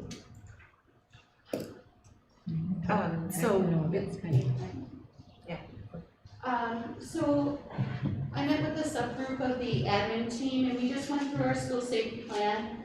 Just to give you a little bit of background, this was something that we worked through with our law enforcement agencies in the first place. So we weren't recreating the wheel or anything by any means. This past time we met to update it. I talked to Kyle Maskish as well about it, and so he's well informed of the plans also.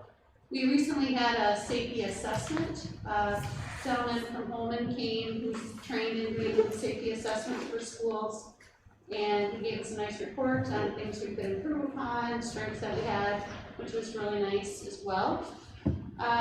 Basically, the only updates to the plan right now are names and things like that, people that have left that had positions in the district, so we've updated those things. We're still working on getting some of the floor plans for some of our reunification sites. I should say reunification rally sites. We purposefully do not list our reunification sites in the plan. That is something separate for a very small group of people to know where those are going to be and when we're going to use which site. We don't put the safety plan out on our website either, because that's for us to know internally. This plan should also share, just as you saw, was almost 100 pages long, right? That's something for our admin team. These emergency response plan flip charts are what's in the classrooms. So we have the different kind of things that could come up. These are by everybody's phone in their classroom, so they have that to refer to. So we're not flipping through a 200-page document to get there, so. Yeah, it took me the whole Packer game to read through. That was more exciting than the Packers, Tom, what? Well, the Packer game kept me awake. So really, there was no major changes. Just want to give you a little bit of that background. Once every 3 years, we need to update our plan, board approval, and then send it on to the Office of School Safety under the Department of Justice. So. Any questions? Any comments? I make a motion to approve the school safety emergency plan. Thank I'll you. second. Thank you. All in favor, say aye. Aye. Opposed? Motion carried. Thank you, Joe. The policy committee has met, and you have the first readings of a few of the policies there, and just will go through those with first reading. If people have questions about them, sure can. But usually we just kind of go through them the first time. So the first one, the only change is that we just need to explicitly state that we do not issue duplicate diplomas. That is a function of the Ho-Chunk Nation Department of Education. And actually just today that happened, that somebody was looking for a duplicate diploma, and that's just not something we do. They can purchase them through Jostens if they would like to, but we needed that in board policy for purposes of the nation.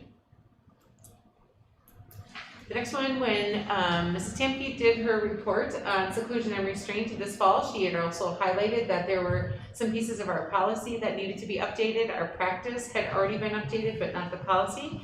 And now the policy is in alignment with current expectations and with current practice.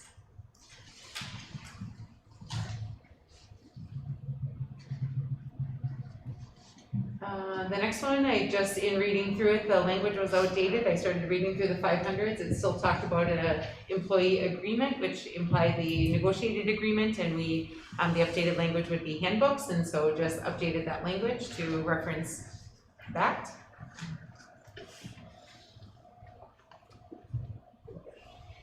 This policy used to exist called staff involvement in decision making. And I just felt that when I was researching through WASB Policy Resource Guide, it didn't have a policy explicitly that talked about involvement in decision making, but it did talk about something that we've had conversation about this fall, that clarity in the lines of responsibility and who to talk to when would be clear. In the student handbooks we talk about that, or I'm sorry, the staff handbooks, as well as through like our complaint procedure. This one takes it outside of the complaint procedure and just clarifies if somebody does have a concern, here is what's supposed to happen.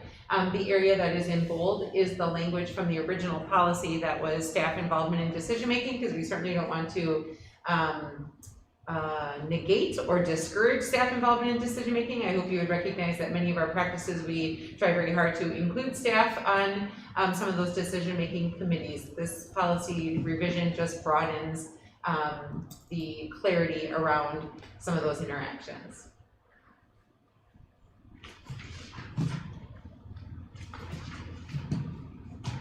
And in the staff handbooks, employee handbooks, there's something that talks about political activities and staff's it talks about staff and political activity in the handbooks. We don't have explicit policy around it. And so while I was researching the 500s, it felt like in our current environment, it would be value added to just be as crystal clear and transparent as possible. And so the policy comes right from WASB. It's all in red because it's a brand new policy.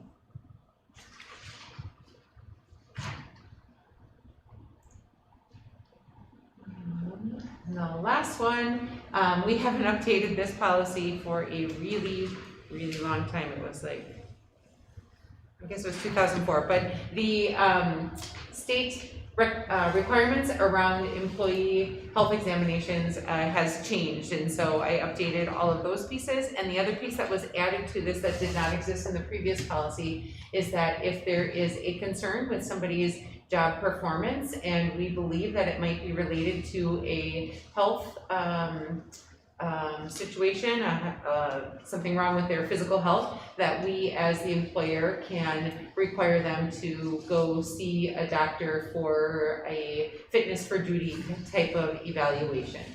This just provides that clarity that would give us the flexibility to do that. I think that's it. Oh, nope, and the last one is also an updated, it used to be called military leave, the new language is uniform service, and it just really expands what was there, was that short little paragraph that just talked about National Guard or Army Reserve. This is the one that hadn't been looked at since like 2004, so it is now updated. All of the first readings were reviewed and approved by the committee to move forward to the board. Is there any questions right now? Okay, we'll make our final vote on these next month then. Take a look at it. Have any questions, forward them on. Okay, we are now at public comment. And Laura, were you going to do the announcing for public comment for Nicole? Did she talk to you? So Nicole's daughter is in the middle school choir in Bandon, so I encouraged her to go listen to her daughter, so she was here for the first part, so. So we have two tonight? I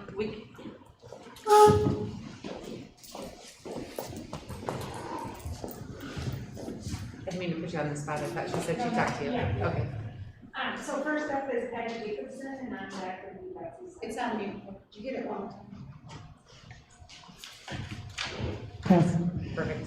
First up is Patty Jacobson, and on deck is Betsy Settlebauer. Thank you. Do you want to give Patty the microphone?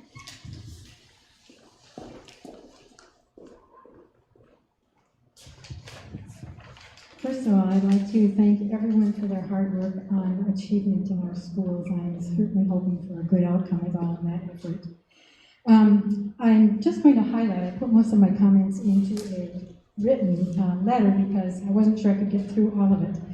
And it has to do with the board accountability according to state statutes. And if anybody wants to look into that, it's State Statute 118. And it has to do with use of school buildings in this particular instance. This fall, the administration allowed exclusive access to a single medical facility in the community to provide athletic physicals within the school building using school personnel and school facilities. There are a number of problems with this. 4 other facilities in the community provide that service and have equally qualified and experienced providers skilled in athletic evaluations. By their own report, other providers were never contacted. The school provided this opportunity to only a single business in our community. There are a number of problems with taxpayer-supported institutions offering exclusive opportunities for a single business to serve students. These are outlined in the letter provided to you dated August 2021. That was written by my employer. I assured her that this would come up at the school board meeting, and I did request a board member to bring that onto the agenda.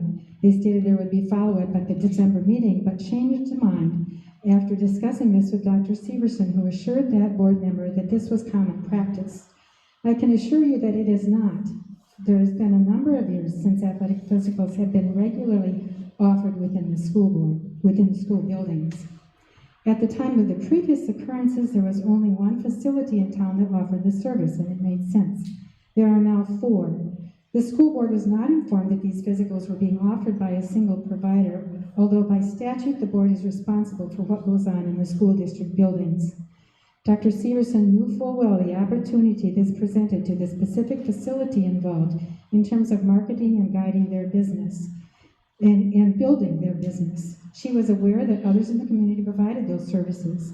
When I offered to provide free evaluations in the school to offset the cost of WIAA requirement post-COVID illness, there were a number of reasons provided by legal counsel to Dr. Severson as to why allowing medical evaluations in schools may present specific complications and liability for the district.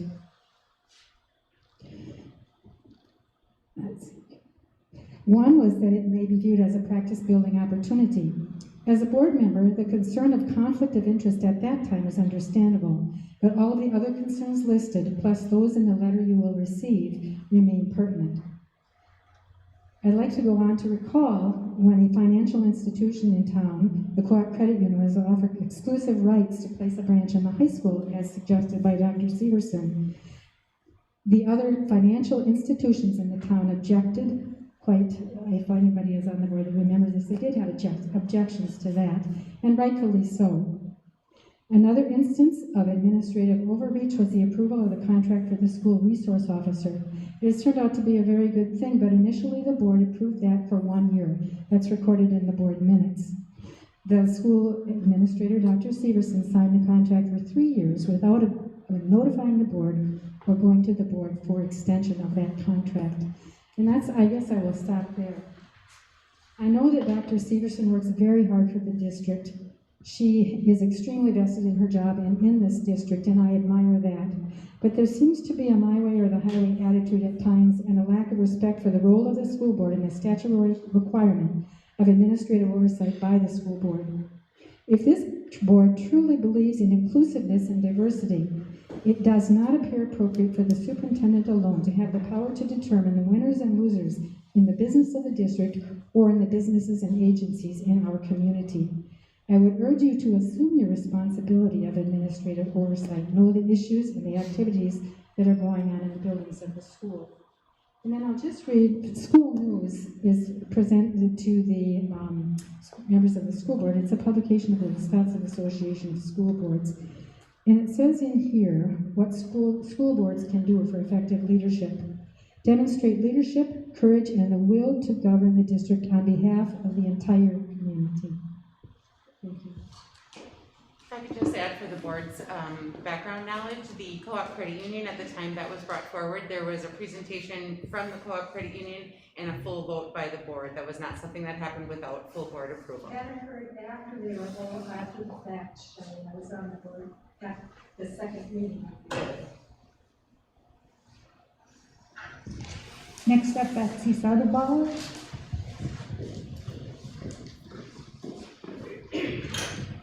Betsy Soderbauer, Hickston, Wisconsin. At the August school board meeting, a goal was set to remain open to in-person learning and to also have near zero transmission of COVID.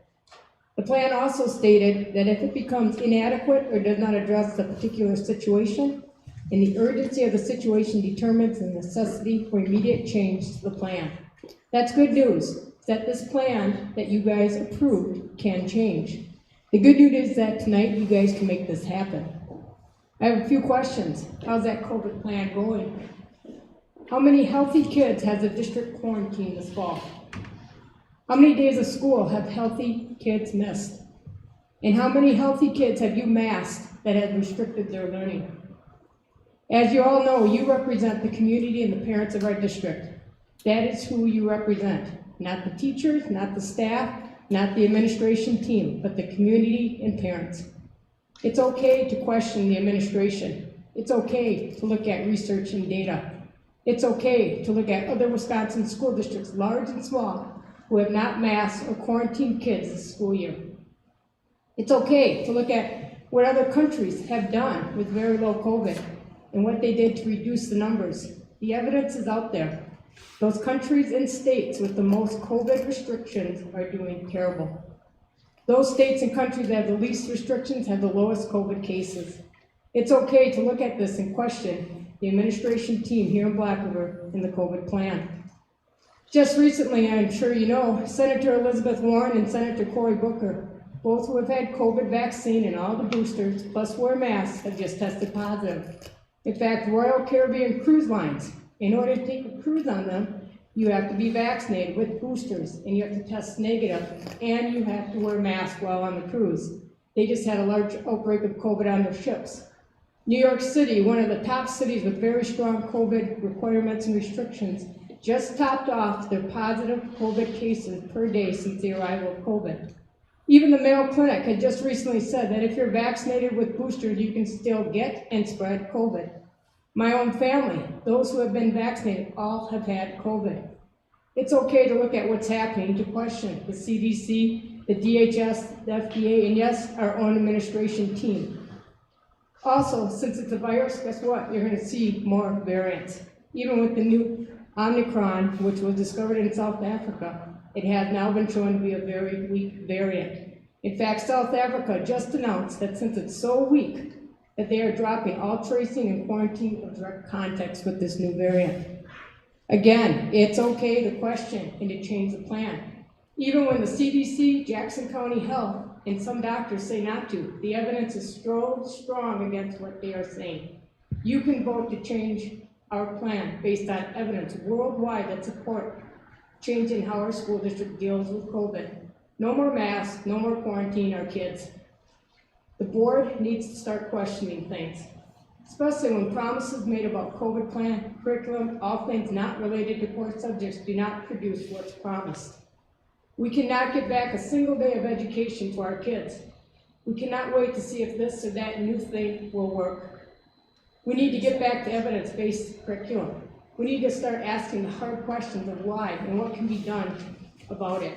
We need you, the board, to look at research, data, evidence, all resources out there. That includes talking to the parents and community members about COVID curriculum and to get our district back on course and being excellent in education. We need not to have any regrets when it comes to education of our kids. You have the ability tonight, and it needs to start tonight to make the change. The board and the district needs to stop playing doctor and parents and to get back to evidence-based core subjects. Thanks.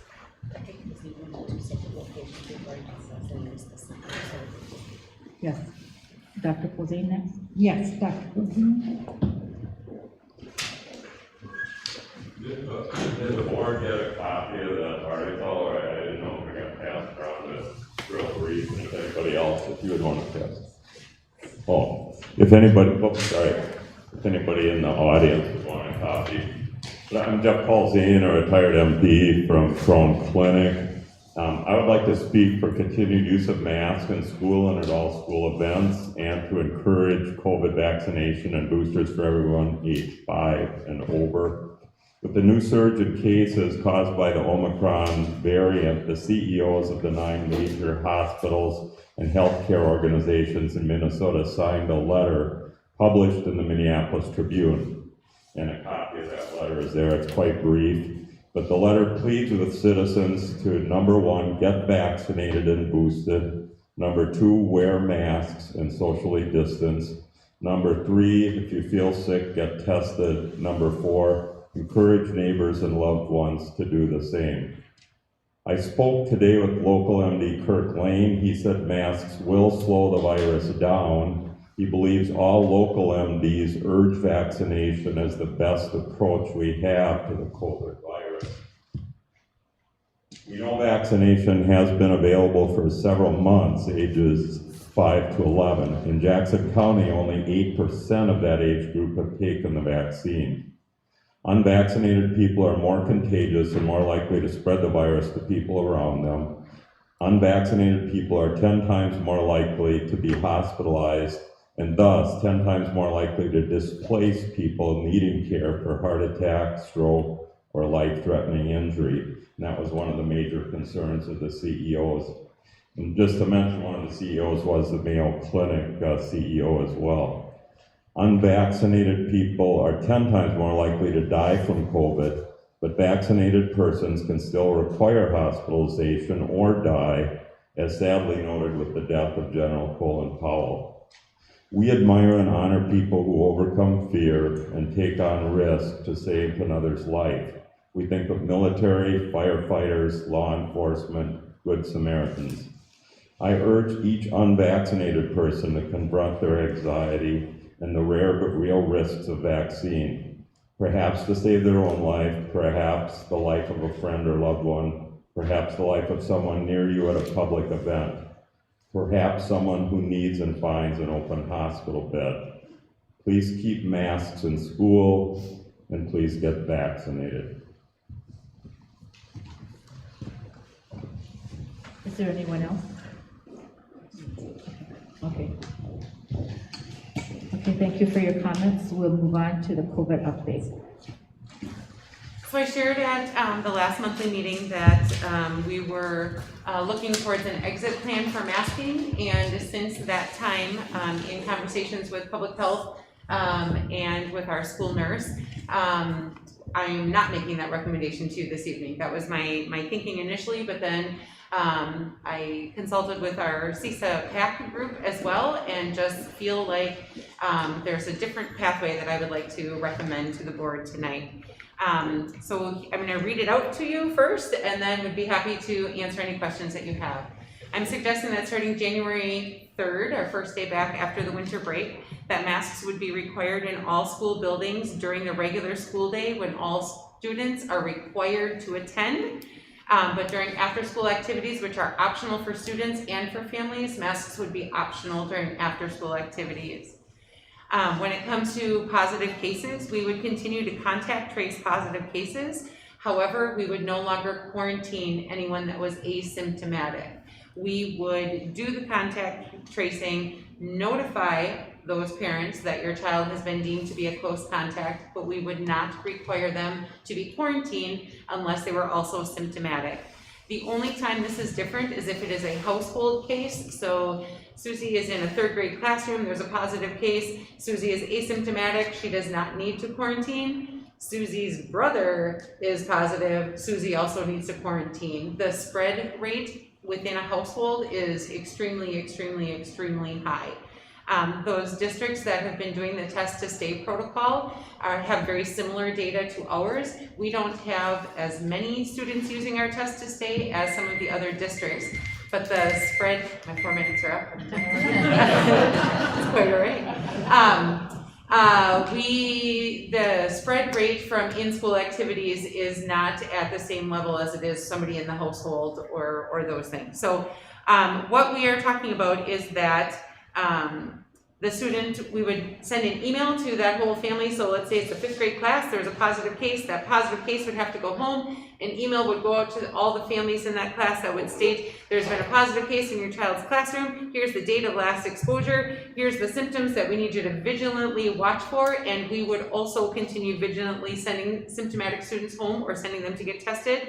We would notify them of the testing availability. Free testing would still be available, but it would be optional, it would not be required. Masking is required for close contacts for 14 days after that, but the student can continue attending class unless they become symptomatic. Or the parent may choose to quarantine because that's what they choose to do. That would be within the parent's purview. Public health, when we had our conversation, they said there's really 2 large mitigation strategies that schools are using. One is masking and one is quarantining. And we, as I mentioned, were ready to recommend walking away from the masking. And they said, you're not asking us necessarily, but we're telling you if we got to pick, we would choose that you continue masking and we stop the quarantining. So shared that with the district admin team, and we went back to last fall and we said, what's our #1 goal? The most kids in the classroom for the most amount of time. And Elizabeth felt an awful lot better about this piece as well, that asymptomatic students are allowed to stay in school. Everyone continues masking for now. I feel very uncomfortable pulling back both mitigation strategies at the same time. In conversations with staff coming back from the holiday break, there's a lot more comfort in staying masked for a while as people are traveling all over during the holidays. And so feeling like this would be a more science-based strategy would be to continue the masking in school when we are in very close proximity for extended amounts of time, and then giving families the choice as to whether they keep their child home during quarantine or whether they send them to school. To be honest, there's a lot of advantages to it. Right now, our office ladies and Elizabeth are just completely consumed with the phone calls regarding quarantine, and people are not kind. It's disrupting the family's lives 100%.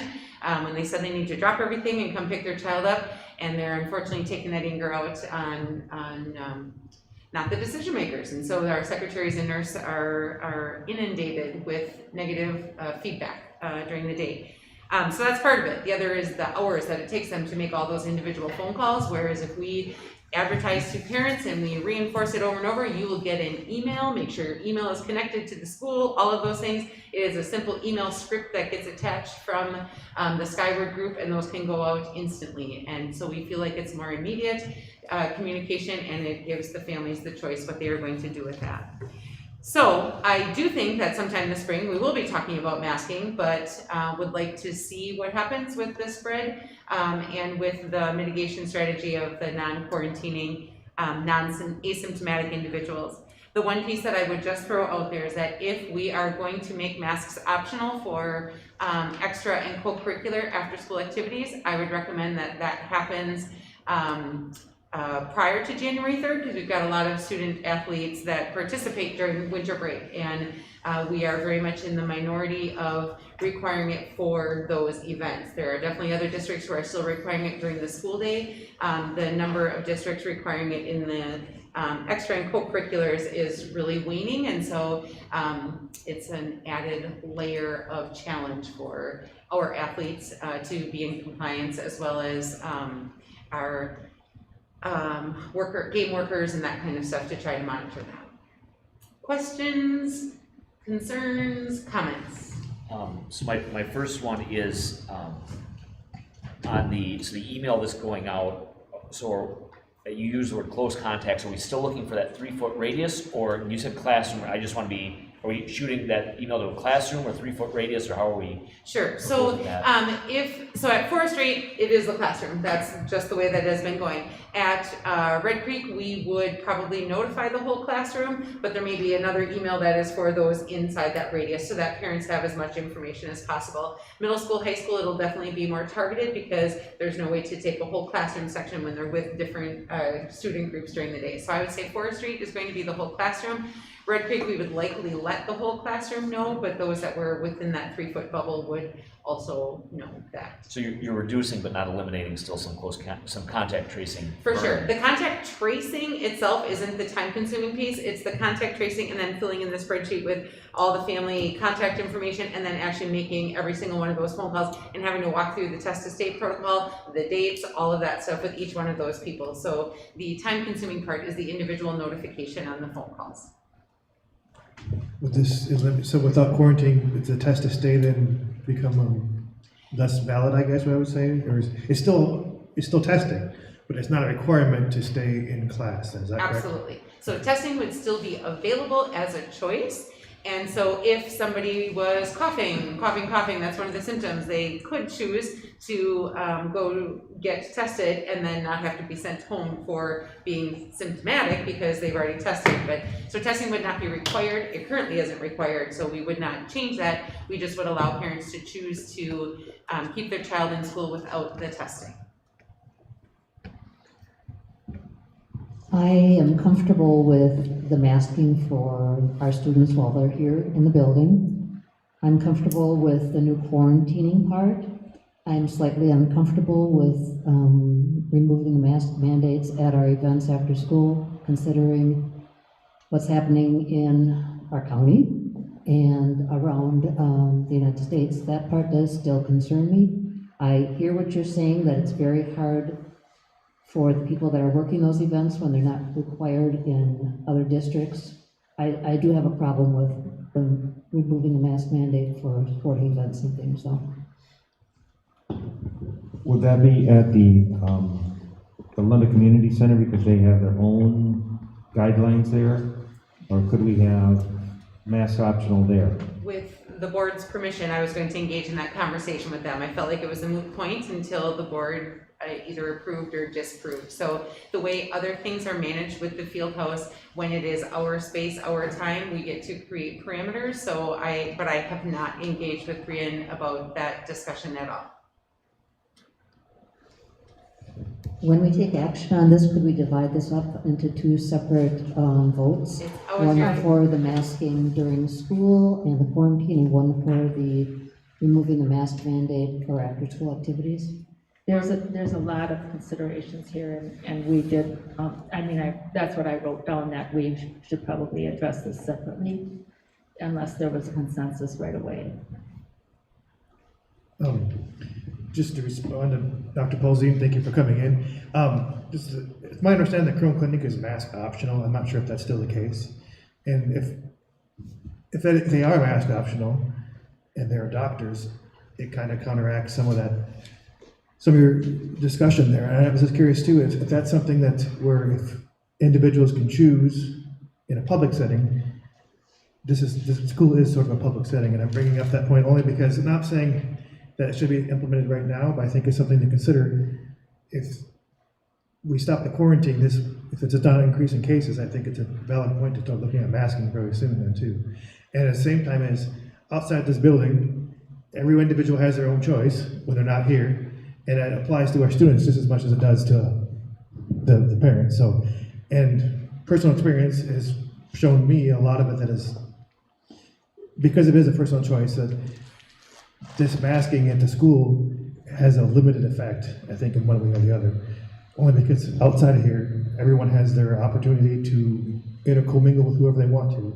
Sometimes at any event that's outside of here, and it's more than just a short-term exposure like it has. It's the same type of exposure, I should say, as being in school. So it's something to consider as well. I know, and as far as influence, we only have so much influence here at the school about who does interact with who outside the school. So just something to consider, and I understand what you're saying too about the concerns about the sporting events, but it's at the same time, the schools, it's a different kind of mixture when you're talking about a sporting event. I agree with you that it is disconcerting at times, but at the same time, it's already happening, and so all we're doing is we're basically allowing the parents to choose and the students to choose for themselves, I think is what we're doing. It's the same with the vaccination, really, too. It's an optional thing. And so if I could offer from our conversation with public health, that is where the recommendation came from, that during the school day when all students are required to be here, that's why we would keep the masking. And then when it became optional to participate in extra and co-curricular, that's when the face coverings would also be optional. So just to be clear, I and everybody else that was a part of that conversation feels like a school interaction is very different, because this might happen for 5 hours of the day and is very different than, the whole droplet thing. Not that I want to go into those discussions again, but so that was the recommendation, that when people are required to be here, the face coverings would be required. When it's optional, it would be optional.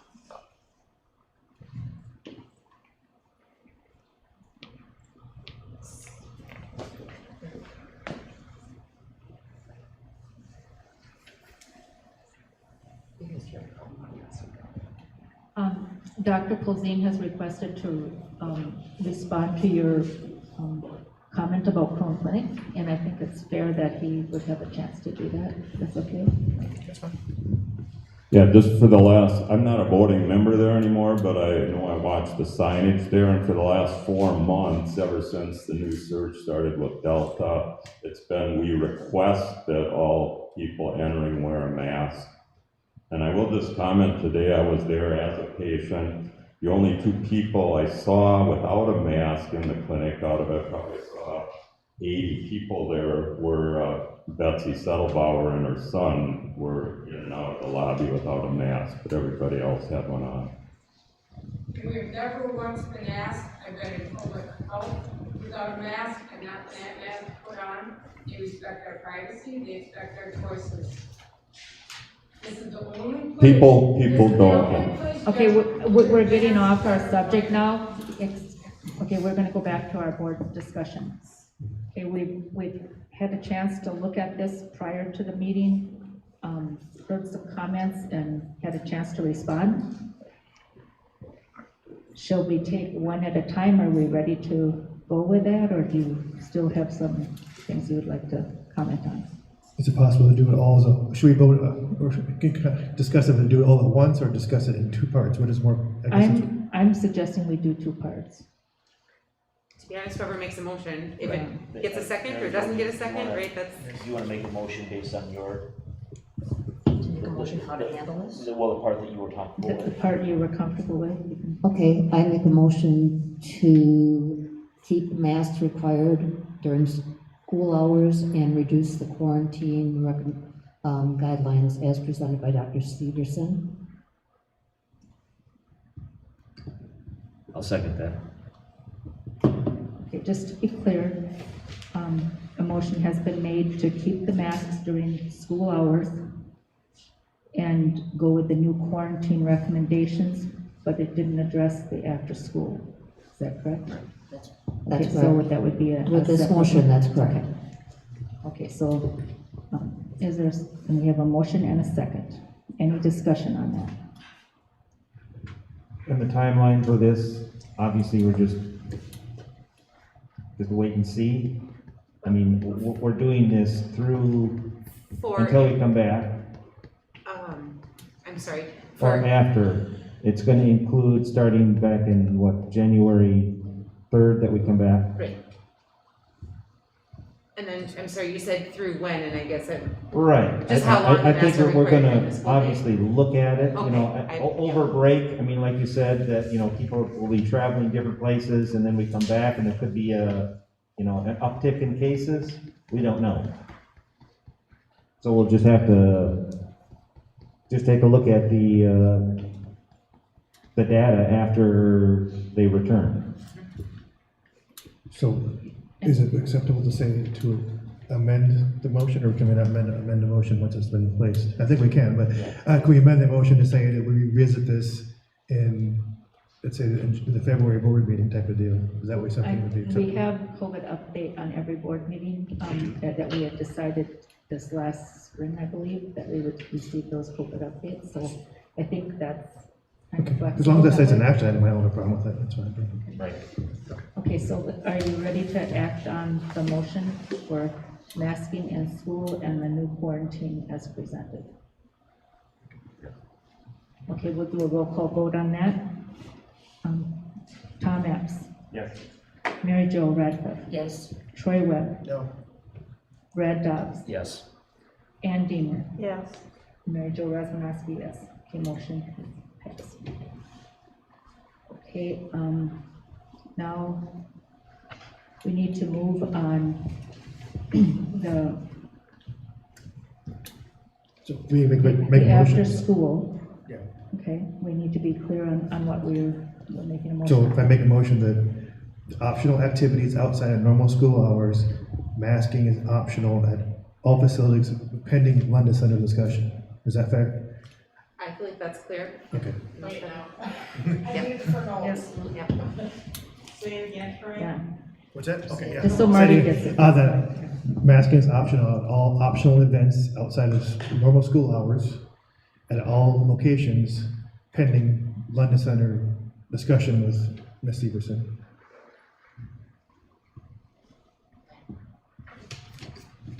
I'll second that. Okay. Any more discussion or questions, comments? I just want to clarify, I guess, so are we setting a time, like the bell schedule? Are we allowing those that, and I don't know if we're splitting hairs too much here. The suggestion was that we start that.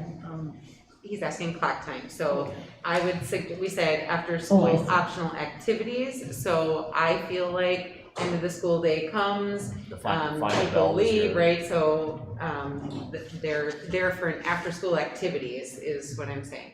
I'm gonna ask for clarity on the board meetings, it's not optional for you, it is optional for them. And then the federal bus mandate will still be in place for everybody.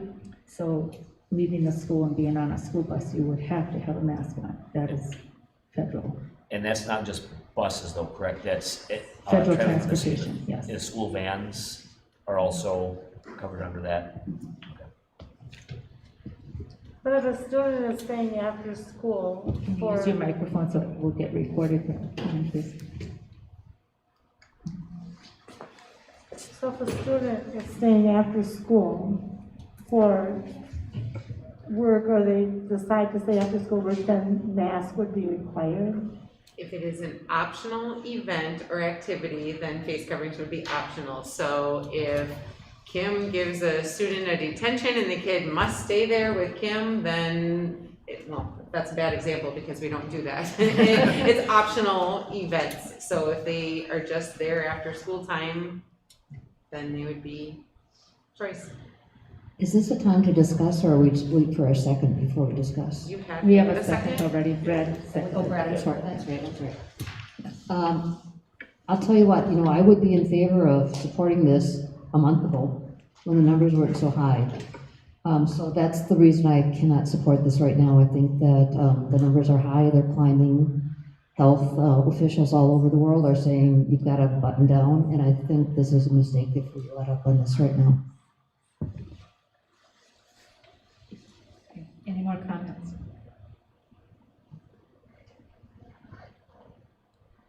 So I just want to, so we have 2 school days left, right? Today's Monday, we have 2 school days remaining. So really the effect is starting during the break. So we have just sports practices. I'm trying to think what other events There we are have. some We got- events tomorrow night. Wednesday night, there are no events after school. Okay. Practices would still take place, but I know there's holiday tournaments for several of our sports.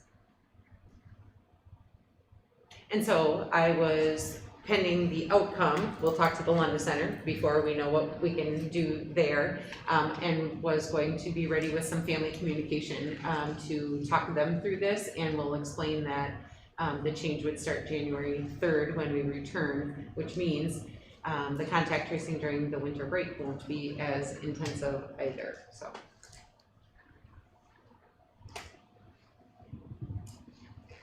But you're clear that the optional masking would take place through the break? That's what I'm suggesting. You can do whatever you prefer. So if I amend my original motion, just add the caveat, starting December 22nd, is that would be fair? Just. Either that or we could act, on a separate motion. Now, if this passes or declines, it'll make a difference. He made an amendment. Brad, would you second his amendment? Yes, I will second that amendment. Okay, so the amendment is added for December 22nd. Got that, Marty? Okay. Any more comments or discussion? Okay, Mary Jo, does that make you feel any better? No. Okay. No, it doesn't, but that's my feeling. We will vote by roll call again. Tom Epps? Yes. Mary Jo? No. Troy Webb? Yes. Brad Dobbs? Yes. Ann Deemer? No. Mary Jo Bresmanowski, yes. Motion has carried. Okay, and then we will just decide on our board meetings at a later time.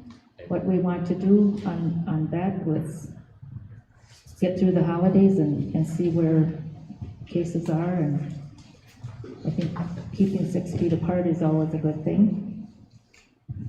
Okay. Thank you. It's a decision that took a lot of thought and lots of time thinking about this ahead of time.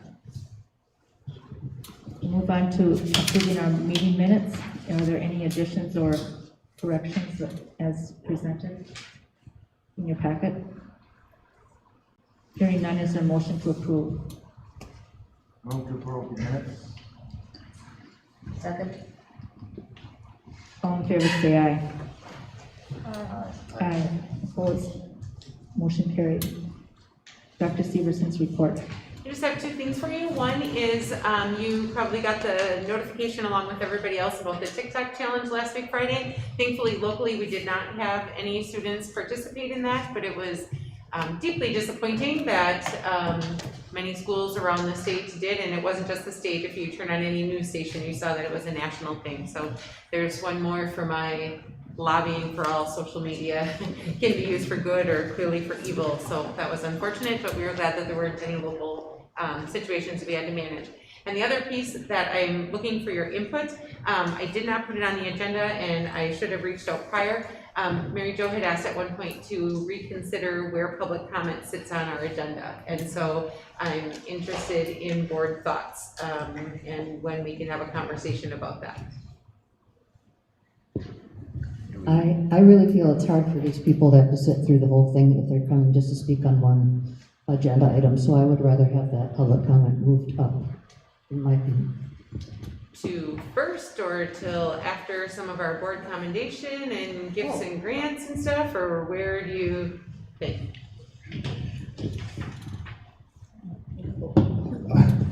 I agree with Mary on this one. I think if it's something that we could do right away, it would be somewhere, the public would actually, I think, be more engaged possibly in the comment process, which would be, and also it would, while the hard stuff would take a lot more time, at least we'd have, it's not always hard, by the way, sometimes it's quite positive. So basically what we're at, I wouldn't disagree with her in the sense where if we moved it, the structure to the front of the meetings,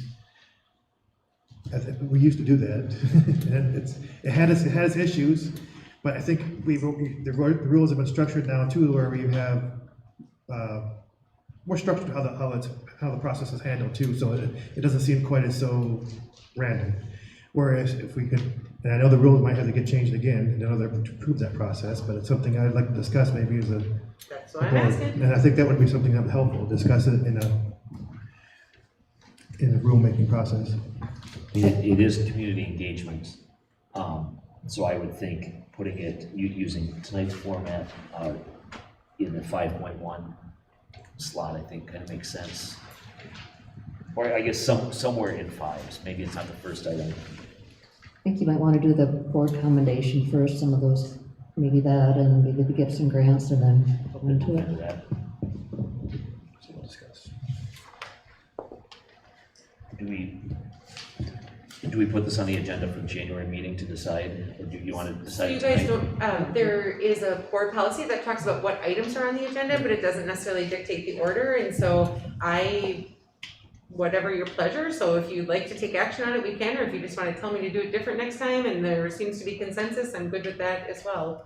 I don't see anybody opposing changing it back. You know, we haven't had the disruptions that we had before that caused us to move it to the end, so we could complete our business. Yeah, I'm in favor of moving it up as well. Okay, And continuing with the same sign-up process, or not? yes. Yeah, Okay. That's I right. think that's worked well. Okay. I agree with Brad too. If we evaluate that as considered part of community engagement, it does still tend to put it up front, and you could put it as 5. The last remaining, I know 5. You know, we have 5.1 through 5 this month. We could do 5.6 public comment or something like that at the end of community engagement. Would that be something that you're thinking of, Brad? Well, looking at tonight's format here, 5.4 is the COVID update, which is what the public primarily wanted to speak on. So I think anywhere in community engagement, I guess that really makes sense. I mean, we do get to review the initial agenda, and we can move things around. Yes, that's true. By direction as well.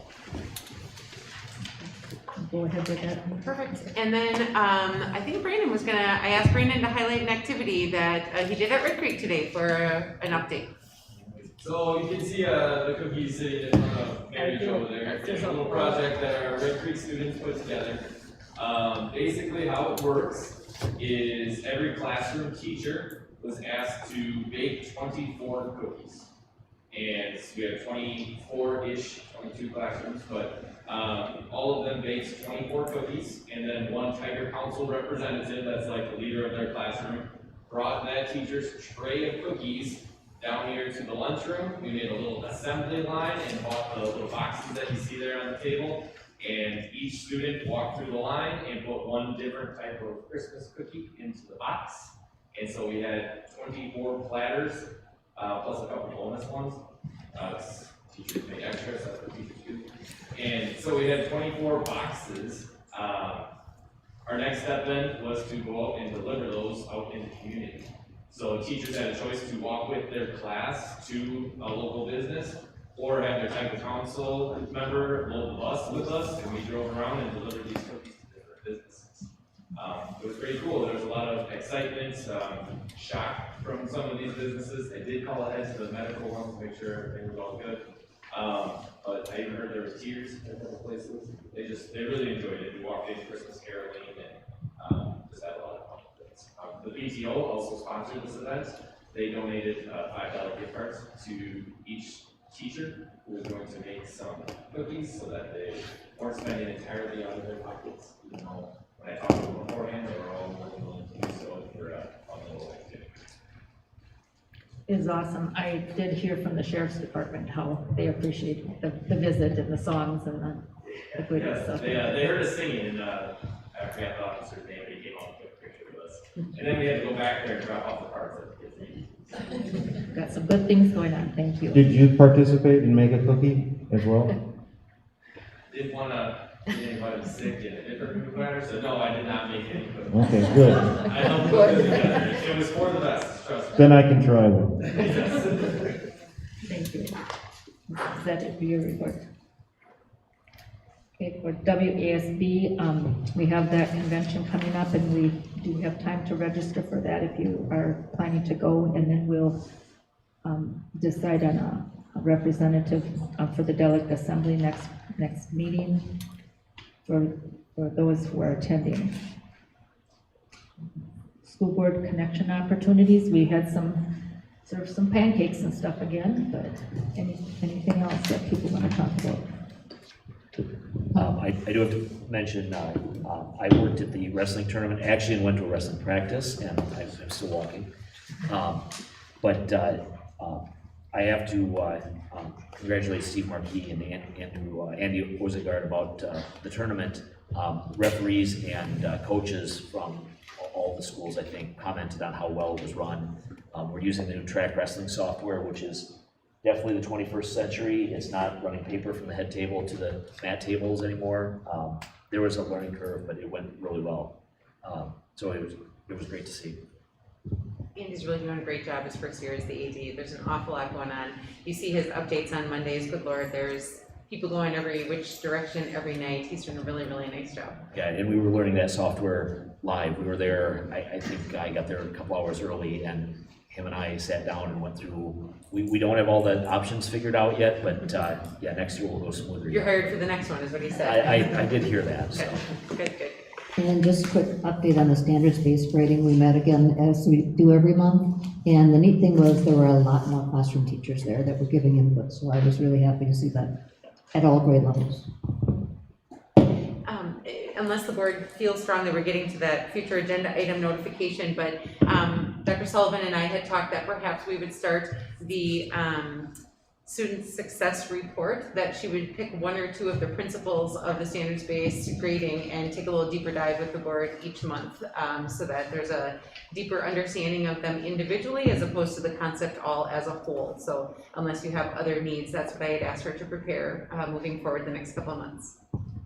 How about meeting back in the boardroom? Can we talk about that? It's freezing in here. I know what I'm saying. Yeah, I know. And I know those tables are wicked to sit on for that amount of time without any backs.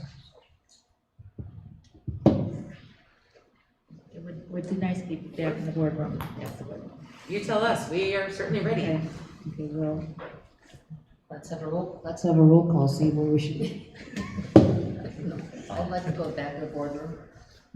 Me too. I've got some nodding heads. Boardroom again. Let's go back. Okay. Fine with it, yeah. I think we're all concur with that. I see all nodding heads, and I'm in agreement with that. So boardroom, it will be. Ben's doing a happy dance back there. Yeah, of course. Okay. Good, Marty. Any other future agenda items? Hearing none, is there a motion to adjourn? Take the motion. Thank you. Second. All in favor, say aye. Aye. Opposed? We are adjourned. Thank you, everyone, for coming.